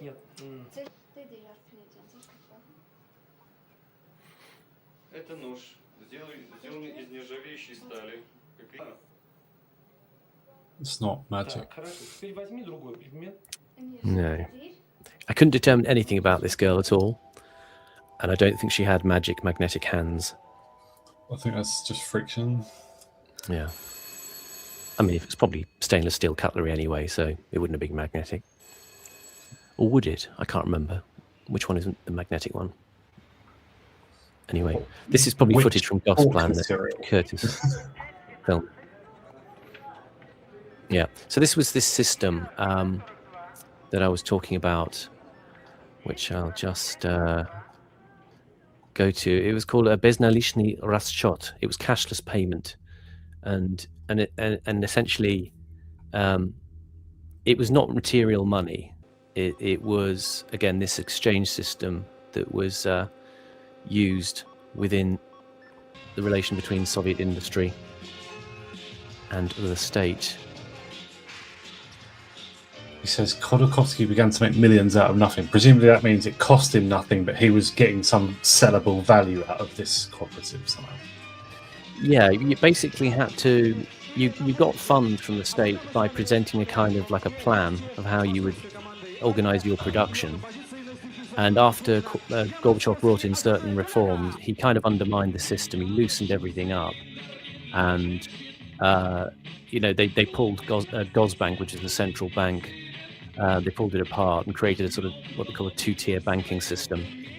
And there was a central bank and state sort of sponsored banks, what they're called Spetsbanks. And as a result, it meant that some of the controls on the just pause here for a second.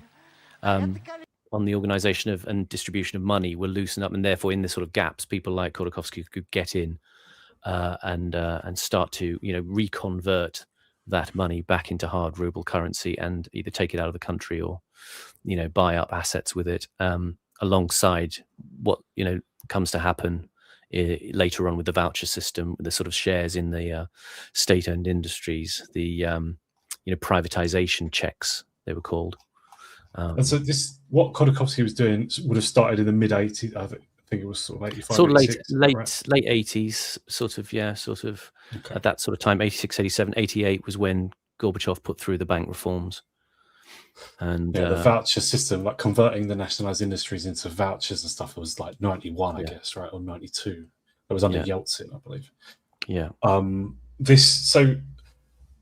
couldn't help thinking when you were talking about that of like how Hitler's economy ran, because it's a standard thing among like sort of Hitler apologists and supporters now that like when he took over Germany, obviously it really was in a dreadful state thanks to the depression and so on, but they really credit Hitler and the Nazis, Hitler's regime, with creating something brilliant that like achieved massive economic revival for the whole nation out of nothing, well, out of will and the right intentions instead of capitalism or whatever.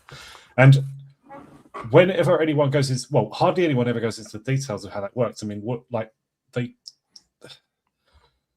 but basically it was something like this. It was they were creating spending power for the state without creating money or something. It's like some bizarre scheme. Yeah, in the Soviet, it was basically that the producer could take this, what was essentially non-cash money, and the way you could siphon it into actually cash payments was because you would use it to pay wages and to make purchases for the business. But you couldn't use it to buy stuff in the shops, say. Well, once it was converted out of the company, but that was what was being done corruptly at this point. Right. Yeah. It's strange. I don't know exactly what to say about all this. It's just very strange, like hinterland between socialism and capitalism, isn't it? Between money and trying to not use money. It was part of the breakdown of the agencies. People at Gosbank would have to sort of rubber stamp whatever your production was formally, and the sort of oversights on this seem to have been loosened such that people could just make requests for this state non-cash money, which they could then funnel out of the business. Pretty straightforward. So to try and move towards some marketization because they felt that the state enrich themselves mainly. So it's mainly for the benefit of those particular producers, or not producers, but cooperative leaders or whatever. Yeah, that would be a way of kind of, in a sense, laundering it out. This was not intended by Gorbachev. This was not part of intended reform. I think it was felt that he was the idiot who let this stuff happen. He had various things like the law on state enterprises and the law on cooperatives. It allowed the factories to keep more profits and sort of set some wages and prices and do a little bit of independent kind of activity in a commercial or capitalist sense. And people could set up these cooperatives that could interact with the state enterprises and gradually everything got sort of disintegrated, decentralized, and there was reduced oversight from the regime, and then people started, I mean, it could be like anything, it could be like the scams you have nowadays of people sort of, taking a penny out of a bank account, but then doing it to lots of bank accounts. So things could kind of disappear into the accounts of state enterprises. And then, I mean, gradually, obviously, it became more blatant. And people like Khodorkovsky, he was a Communist Party youth activist, the Komsomol. And so he took some of the sort of loopholes in this loosening of the system, and he founded his own bank, the Menatep, and started to assist with things like, conversions of currency and currency trading. And so he got cash to be able to buy assets, along with, as you say, the voucher system as well. So these people kind of became players in their own right. So he was already quite well resourced by the time the voucher thing. So he was one of the people who swept up in when the He took Yukos, the Siberian oil company, so he wasn't going to have any problems. He acquired Yukos in the early 90s, was that? Or? No, I can't remember what it was. Yeah. Okay. IA, does this anger you hearing all this stuff, like the basically brilliantly sort of functioning machine was being taken apart by small sort of mean grifters? Is that? Well, I mean, my analysis is simply the system works if you use overwhelming force, and as soon as you don't, it doesn't work. Yeah. That's basically my whole thing. We agree on that. Yeah. I mean, they basically said, the Soviets, the money wasn't going to be a binding constraint on enterprise, but then it sort of becomes a bit unaccountable as well, doesn't it? Yeah.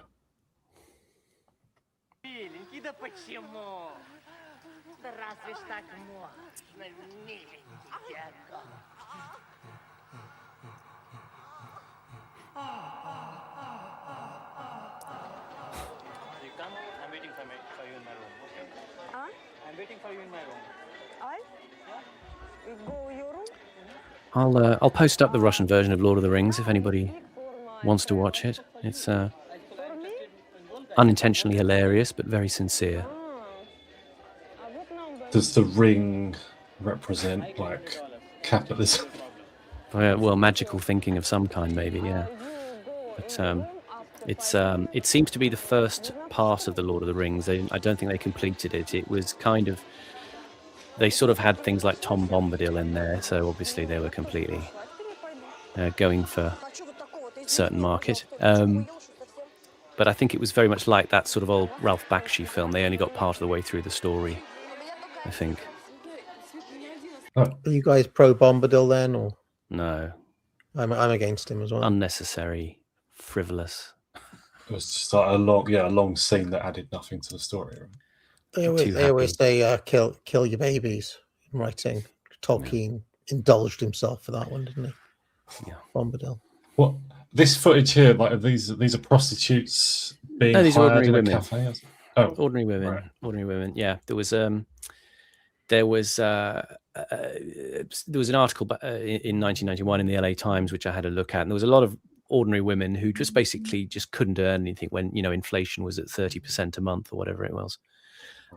So they would on the side turn to chatting up foreigners in these hotels, and the regime was against it. They tried to police it, so to speak, but didn't really police it very hard. It was quite a matter of you could bribe the guards at the door to let you in and meet a foreigner from wherever and do your calculations in terms of your costs of your bribes and so on, and then charge them quite a lot of money in Soviet terms to top up your income.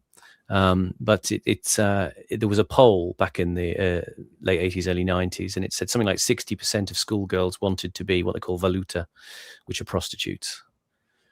This cannot be, like, apart from all obvious problems, this cannot be very good mentally, psychologically for the whole country, can it? Like, not really. No. Like, this is like wounding, Yeah. Yeah. They interviewed people who, married women, and their husbands would be away working somewhere else, like in construction or oil or whatever. And they just found that they didn't have enough money. So, they would just on the quiet go moonlighting sort of earn a bit of money. And they, in the interview, it's interesting. I mean, one of the women says, "Oh, well, it's only a hobby," and she's going to quit in a couple of years, after she saved some money. And some of them did quite well. They could buy cars and apartments and things like that, but they interviewed a hotel manager. He said something very interesting. He said, "This is the result of democracy. Before, we didn't have any freedom, but we had order. Now we have freedom. And we also have narcotics, prostitution, rackets, and black markets." I have the feeling they probably had some of those things before anyway, but you know what I mean. Would you say that's a fair critique of libertarianism? Yeah. As soon as you get freedom, you get like VD and. Yeah, I believe that the classical virtues, as codified by Thomas Aquinas and Aristotle, speak to a fundamental truth of human beings, that where it's tempting, where it's cheap, where it's easy, that is the way of the devil, if you want to put it that way. And given the choice, most people won't have the self-control to not go down into the baser instincts, which is why the groups that are looking for control always end up funding porn and that, all of those sorts of things. So I think that capital controls must start. The whole business of government must start with the realization that people just can't be trusted to make their own decisions in that like en masse, because they just won't. Left to their own devices, you'll have an entire economy of OnlyFans and well the way things have turned out, basically. That's my belief. So one of the things that women would use money for as well was they would travel to the West, buy Western goods and so on, but also things like contraception, because there wasn't really freely available contraception. The abortion was the commonest form of birth control, and AIDS was beginning to kind of also tear a through the society as well. The basic delusion of the West is that people can be left to their own devices without guidance. That's my view, and that every government system ever in history realized this until like about 100 years ago. So that's just. So if Stalin got anything right, it was in cracking down on that sort of stuff. They were relatively conservative, weren't they? Like in what they call social conservative, so-called. Yeah, because if you let it run rampant, then it will take over. There was no like open homosexuality in Stalin's time, I assume. That wouldn't have been smart. No, he banned that too. He said it was fascist. Yeah. The fascism and homosexuality nexus of those two things, yeah. But I would imagine this time that we're watching now, entering into the 90s, is probably when like Russian booze problems are getting to be their worst as well, right? Like, I think they always had booze problems in Russia. Yeah. Right. Like it's a place that's always been known for like people drinking cheap vodka, obviously, and like we saw last week, obviously, like earlier in this episode, right? The guy swigging vodka. Like, Can't remember bloody cold though, the -20 and stuff like that. So what are we going to do? Yeah, I mean, do you want to live forever in Siberia? It's -40. Do you want to live to 45? Yeah, as I said, average age of death was about 56. So for men, and it's climbed since then, right? That's how bad it got. 56. Yeah, it's about 68, 69 now. But I mean, that's not brilliant, is it? Still low, is it? Okay. So a lot of people have the impression that Russia is still just in this state of like collapse across the board, and it's not. I don't think that's quite. I'm sure we'll come to that later, but that's not the case. I have had people. I've had people DM me and contact me about the stream, and actually they feel that some of the information being presented in Curtis's footage is giving a misleading impression. But I mean, again, when anyone's giving an impression, you're only ever in one place where you are in a country, and in a place as vast as the Soviet Union. I mean, you're going to have such an enormous variation. I do think Curtis likes to lean into the stuff that makes things look ridiculous, not just with Russia, but obviously he is doing that in this as well, right? He likes you know, like, I don't know if it's not absurd, but things that just make people look silly. He likes that, right? He's always using footage that makes people. I think look he feels that there's an element of life has. I mean, you can have a sort of serious historical overview and cause and effect and so on, but he likes things which he feels are kind of real, either, you know, things which are slightly chaotic or odd or pop up or contrast with, you know, the sweeping kind of rhythms of history that he's trying to illustrate. That there's also, I suppose people would say, you know, slightly more human or random moments. I don't think he's intending to make people look ridiculous. I think that's a little bit conspiratorial. I think he maybe is, you know, he's trying to show dramatic inflections in stories and at least sort of give some sort of power to a force of chaos, whether it's represented by a human. You know, he talks about, you know, grand schemes that are put in place, and then he'll say, you know, but people basically didn't take to it, or they didn't do it, or they didn't follow the laws that the economists, you know, they didn't become Homo economicus, or, you know, they didn't find that psychotherapy solved all their problems, or they tried to put game theory in place, but people kind of resisted the cynicism of it. So I think he's kind of sort of doing a best laid plans of mice and men don't kind of work out. You know, there's a kind of glorious chaos, but yeah, I mean, sure. Again, I'll accept that he'll have his own political views about things. I don't think he's really trying to hammer it too much. I agree. I would say he uses more footage that could be humiliating than most documentary makers, though. Like you know, there's a lot of images where people are just failing to do things, or I agree that it's realistic. Like, why leave that out? You know, but I could well see how, like, if I was a Russian sort of patriot, I would find this maybe interesting, but also galling, because there's just so much things going wrong. And as I said, some people in the comments under the actual videos on YouTube have said, yeah, it's either very painful to watch, or they'll say, no, it wasn't like that, or, you know, I hated this representation. I mean, all of which are fair comment. I mean, I'm interested just to know more about what people feel it was really like. I think it's kind of an intriguing place. But it's so complex and so vast. I mean, where do you start? Where do we start? I mean, we don't even know the truth. We know what's going on in our own countries, do we? Where we start is we watch a long series of it and pause it and talk over it. To make 90s football references. I should mention, by the way, that my comments may have been misconstrued by some people, thinking that I was calling for some sort of puritanical kind of totalitarian state or something like that. I didn't mean that. I just said that people need guidance. So government has to start with the notion that people aren't going to figure it out on their own. And I feel like a lot of modern, everything since the French Revolution, really, it doesn't matter whether it's liberalism or communism or socialism or whatever else, operates under this idea that people will just figure it out on their own. People will just choose the right thing. People will, the free market of ideas, do better somehow. And it's like, nah, it just doesn't work like that. You know, people always back themselves not to be tricked, not to give in to temptation, blah blah blah, but they don't. They just fall for it every single time, as you know, as we watch in real time. As we watch in real time, they fall for everything, every single thing they fall for. So there has to be some rules.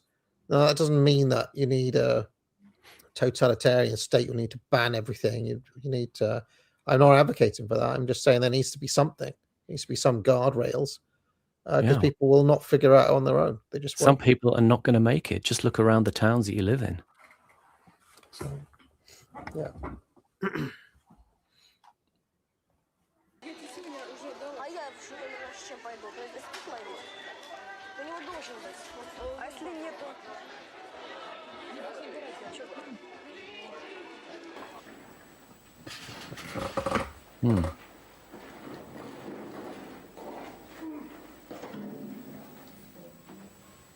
And to be clear, I want to include ourselves in all of that as well. I'm not trying to say that I shall guide you. I mean, everybody needs guidance. Everybody does. I maintain, Horace, me and you are the same age, that our entire generation needed more guidance than we got when we lived through the 90s. I don't know. I just feel like we didn't get any. Well, yeah. So something would have been nice, right? Something. we got some guidance in the form of like, watch TV, trust the BBC. Yeah, no, nothing. Yeah, basically nothing.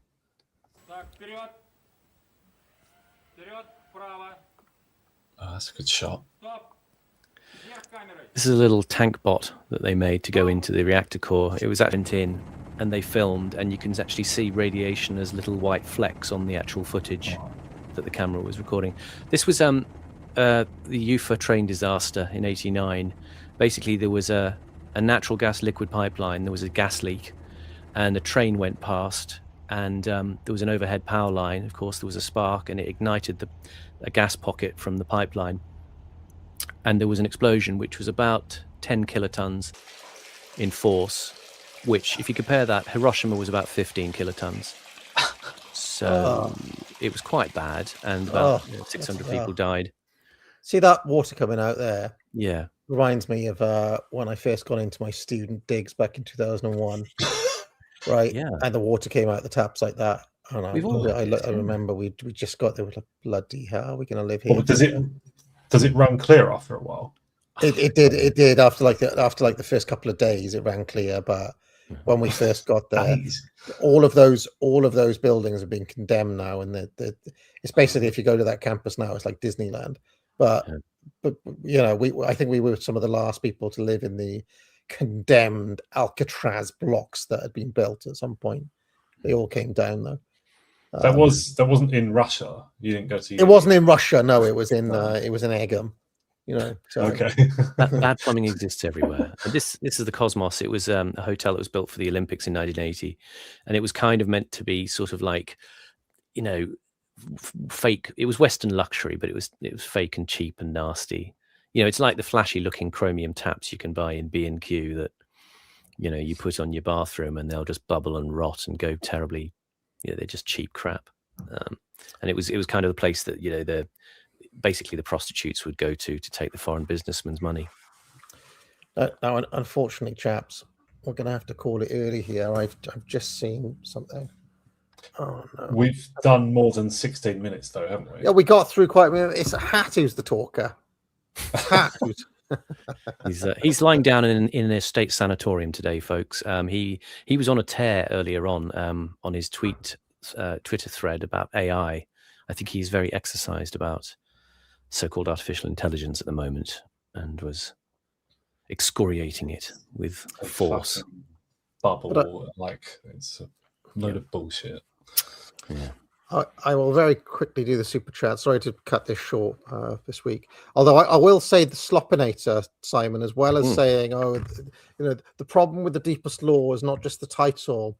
The streams are too long. Your sweet spot is actually 30 minutes. We can tell by your retention rates, yada, yada, yada, yada, yada. Right. So, maybe if we keep it to 2 hours and we have the slop title, maybe he'll do better than last. Do you think he'll do better than last week? I don't know. I don't really care. You said you had more people watching live, did you say? Or? I think more people watch live this week than they did last week, but I could be wrong. Chris Primer says there was a guy in a wheelchair who was elected in Trump's first term. He made the news talking about being invited to orgies and drug parties. He was primaried at the very next election. Moderate Message says AA should create a long Persians that love Iran, not just puppets of the Zios or Supreme Leader cultists. A party called the Mossadegh Party. But why would I create that? Why would I? For what possible purpose? I'm not going to get involved in Iranian politics. I want to live. I don't want to get shot. Chris Primer says, until I see Eddie Bravo and Sam Tripoli kicking aliens in the face, I will remain sus. That's about the aliens. Remember what the stream was about, guys? Fulper89 says, credible people, pilots, officials, etc., sincerely see things in the sky, but it is a subject exploited for disinformation. We will not get to the bottom of it. Well, I mean, lots of people have seen stuff in the sky. I mentioned my brother saw something once, and that's what led him down the rabbit hole to see what it was, and everything basically ends up leading to the U.S. defense industry and the military, essentially, the US military, really.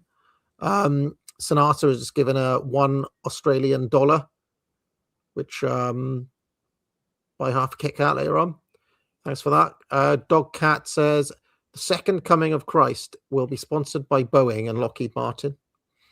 Chris Primer says the real BPE Earthwatch is a good channel for aliens. So there you go. They're all coming out of the woodwork now. Moderate Message says I voted against. I consider the Epstein files a hoax. I urgently await the alien files. I support blockading small islands. I even pre-ordered Trump's phone. I am a MAGA. I am a hero. I am the Dark Knight. Jacob Blow says.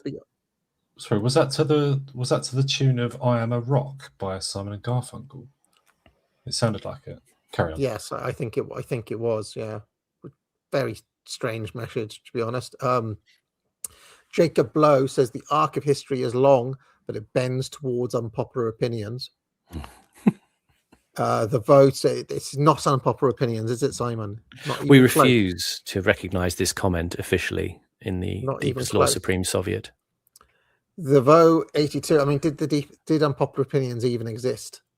I think it belongs to a previous regime, doesn't it? It's kind of, did the Soviets actually acknowledge the Tsarist regime?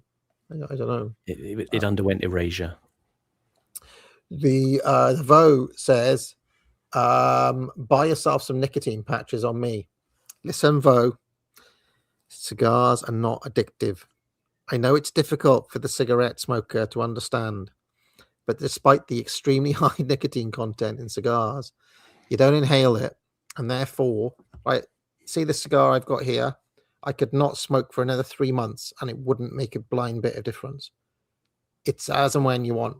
It's not. I mean, you've had a couple of cigars off me, Simon. Yeah. Right? Did you then hanker and crave after cigars for the next week? I don't think you did. Selling all my worldly goods to buy cigars. Such was the desperate cravings of addiction that I suffered. A cigar is not a habit. It is a pastime. It is a luxury. It is a very pleasant way to spend an afternoon. It's a way that you spend your time. It is not a habit like cigarettes. It is the contemplative mode, which is a good thing about cigars. Correct. Slow time.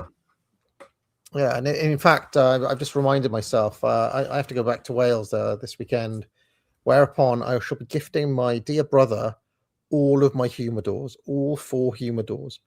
Now, they're not going to be full of cigars like he wants, but I have discovered, if you're a cigar smoker, that the Tupperdoor, that is a sealed plastic box, a food-safe plastic box, is just a much superior storage method, and therefore it has rendered my humidors, the redundant. So I've got 4 beautiful Hazelwood humidors that I'm going to take back to Wales. Give them to my brother. VTubing enthusiast says, I've just got your EA. Since Entropy is up and left due to government pressure, I will say for Entropy, right? Everybody accused them of taking the money and running. They emailed me and said, how much for the final? Here's your invoice. Where should we send the final payment to? And they sent the final payment. So that Entropy did not cut and run. They've just had to shut down for whatever reason. Set up a buy me a coffee. I actually do have a buy me a coffee. If you go on my channel and click on links, you'll see it, or on my Twitter profile. That's how people give me money on Twitter, is through buy me a coffee. Flat white, and I'm the only person in the world who uses that money to actually buy flat whites. They give you 100% of the money earned. Don't use Power Chat. That was made by Feds.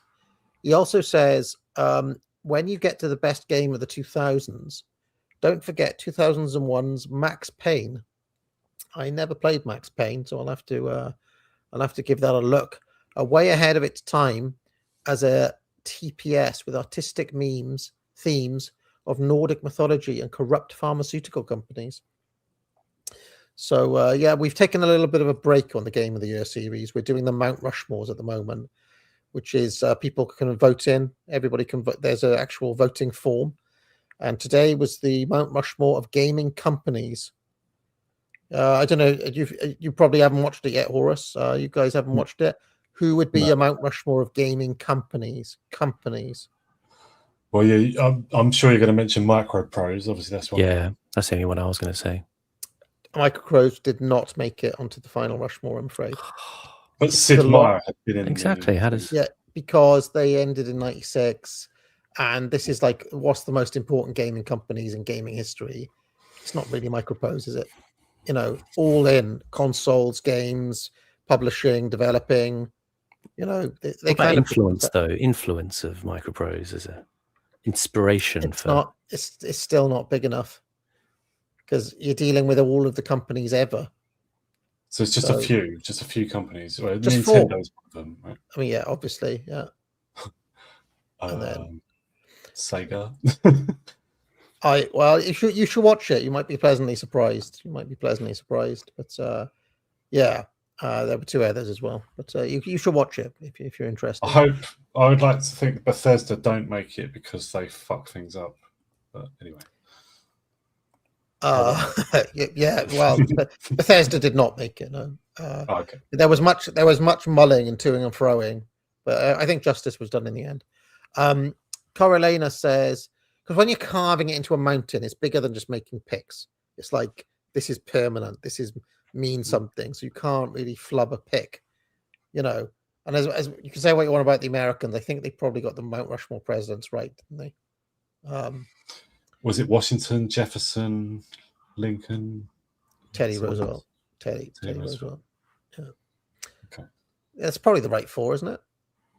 For what? Like just vaunting? The most important presidents. I don't know. Corelena says the complete Channel 4 Games Master series is on YouTube. Can there be a Curtis-esque series review around from 92 to 98, so prime gaming years? My gosh, sitting all the way through Games Master. Can you imagine? When I was a kid, when that was first on, that was unmissable stuff. It was fucking I loved it. Look back at it now, it's really cheap. It's like really, really cheap. Yeah, it's cheaper than I remember it, for sure. Yeah. Of course. Well, I had no idea. I don't know if this even exists, but if there's any documentaries about Yugoslavia in the 80s, that could be an interesting deepest lore. Like, because that had its own path that was independent from Gorbachev and everything, but it transitioned sort of from socialism to market. So yeah, I don't know, mixed economy. But they had a completely different path, nothing to do with the USSR. But yeah. Freicht says, AA, what melatonin product do you use? I've tried a bunch of over-the-counter products in the US and they don't really work. Well, unfortunately, the one I bought has stopped shipping to the UK now. So clearly there was some loophole and they've stopped shipping. So the one I got was called... so now it's really hard to get again, but I've got 2 bottles of it. The company I use is called Piping Rock. Melatonin fast dissolve tablets in 2 bottles. I've still got 2 bottles of that. But yeah, at some point this year, that loophole was closed because now you can't buy it anymore. So yeah, that's the one I use, and it works. I typically take 2 of them though, so I take 10 mg, which is quite a lot, I guess. Whereas the tablets that my grandmother got were only 2 mg, so it really depends. But I really don't produce enough melatonin, so I need quite a bit of it. And FA Tuesday says, I was addicted to cigar smoking. Not a day goes by now that I don't really want one. But I have a daughter now, and I don't really want to see her smoking, or I want her to see me smoking. That's got to be psychological. That is. That's not an actual nicotine addiction. I don't believe. That must be something else that's developed, like any habit or any addiction. You know, like people get addicted to other things, don't they? You know, I don't believe that's just nicotine doing it. That must just be, you know, you like the motion of bringing up to your mouth, or I don't know. You've just got to convince yourself you're addicted to it. I'm not convinced that is, you know. I mean, I guess all addictions are chemical to some extent, but the thing that's making it happen is psychological. But that is probably all addictions, including like cigarettes as well, I'd imagine. But anyway, you can, if you want to overcome addictions, you can watch my video on the Ride the Tiger video from a couple of weeks back. That did all right, actually. That one did all right. That one did all right. That one got over 20,000 views. It's not bad. It didn't hit Indian YouTube again, like the yoga didn't one. hit Indian YouTube, sadly. That's where the big. If I wanted, I should have gone on there and be like, first thing you do, wear a jumper, squint. Yeah. And never, whatever you do, say anything nice to a girl. That's all the advice, isn't it? The Indian Twitter's full of like, these are 10 things you should never do to a woman. It's like, and it's all like, just don't be a simp, basically. So. Yeah. Well, they'd know all about it. You had a little phase of getting loads of Indian viewers, didn't you? You had a little. Yeah. Just on that one meditation video and a couple of others for some reason, but it was short-lived, but it was like 50,000 views or something from India on one video. So I don't know who shared it or why that happened, but there we go. But I better get out of here. Bye guys. Do you want to shill anything before we go? I'll give one more shill. Alexander Adams speaking at the Rugby Museum in the great county of Warwickshire this Saturday, 1:30. I'll post something on Twitter, but go and look him up if you don't use Twitter. And I'll be around Bridport at the Dorset Nectar Farm on Friday evening at 7 to show a documentary that we've made. So join us if you feel like it. Of course. I'm on Twitter at Infinite Horus, and there's a link to my Substack if you want to read about history. Cheers, guys. What goes on in this town is none of your business. As long as I'm living here, it is. Then maybe you shouldn't be living here! Well, that's easily fixed.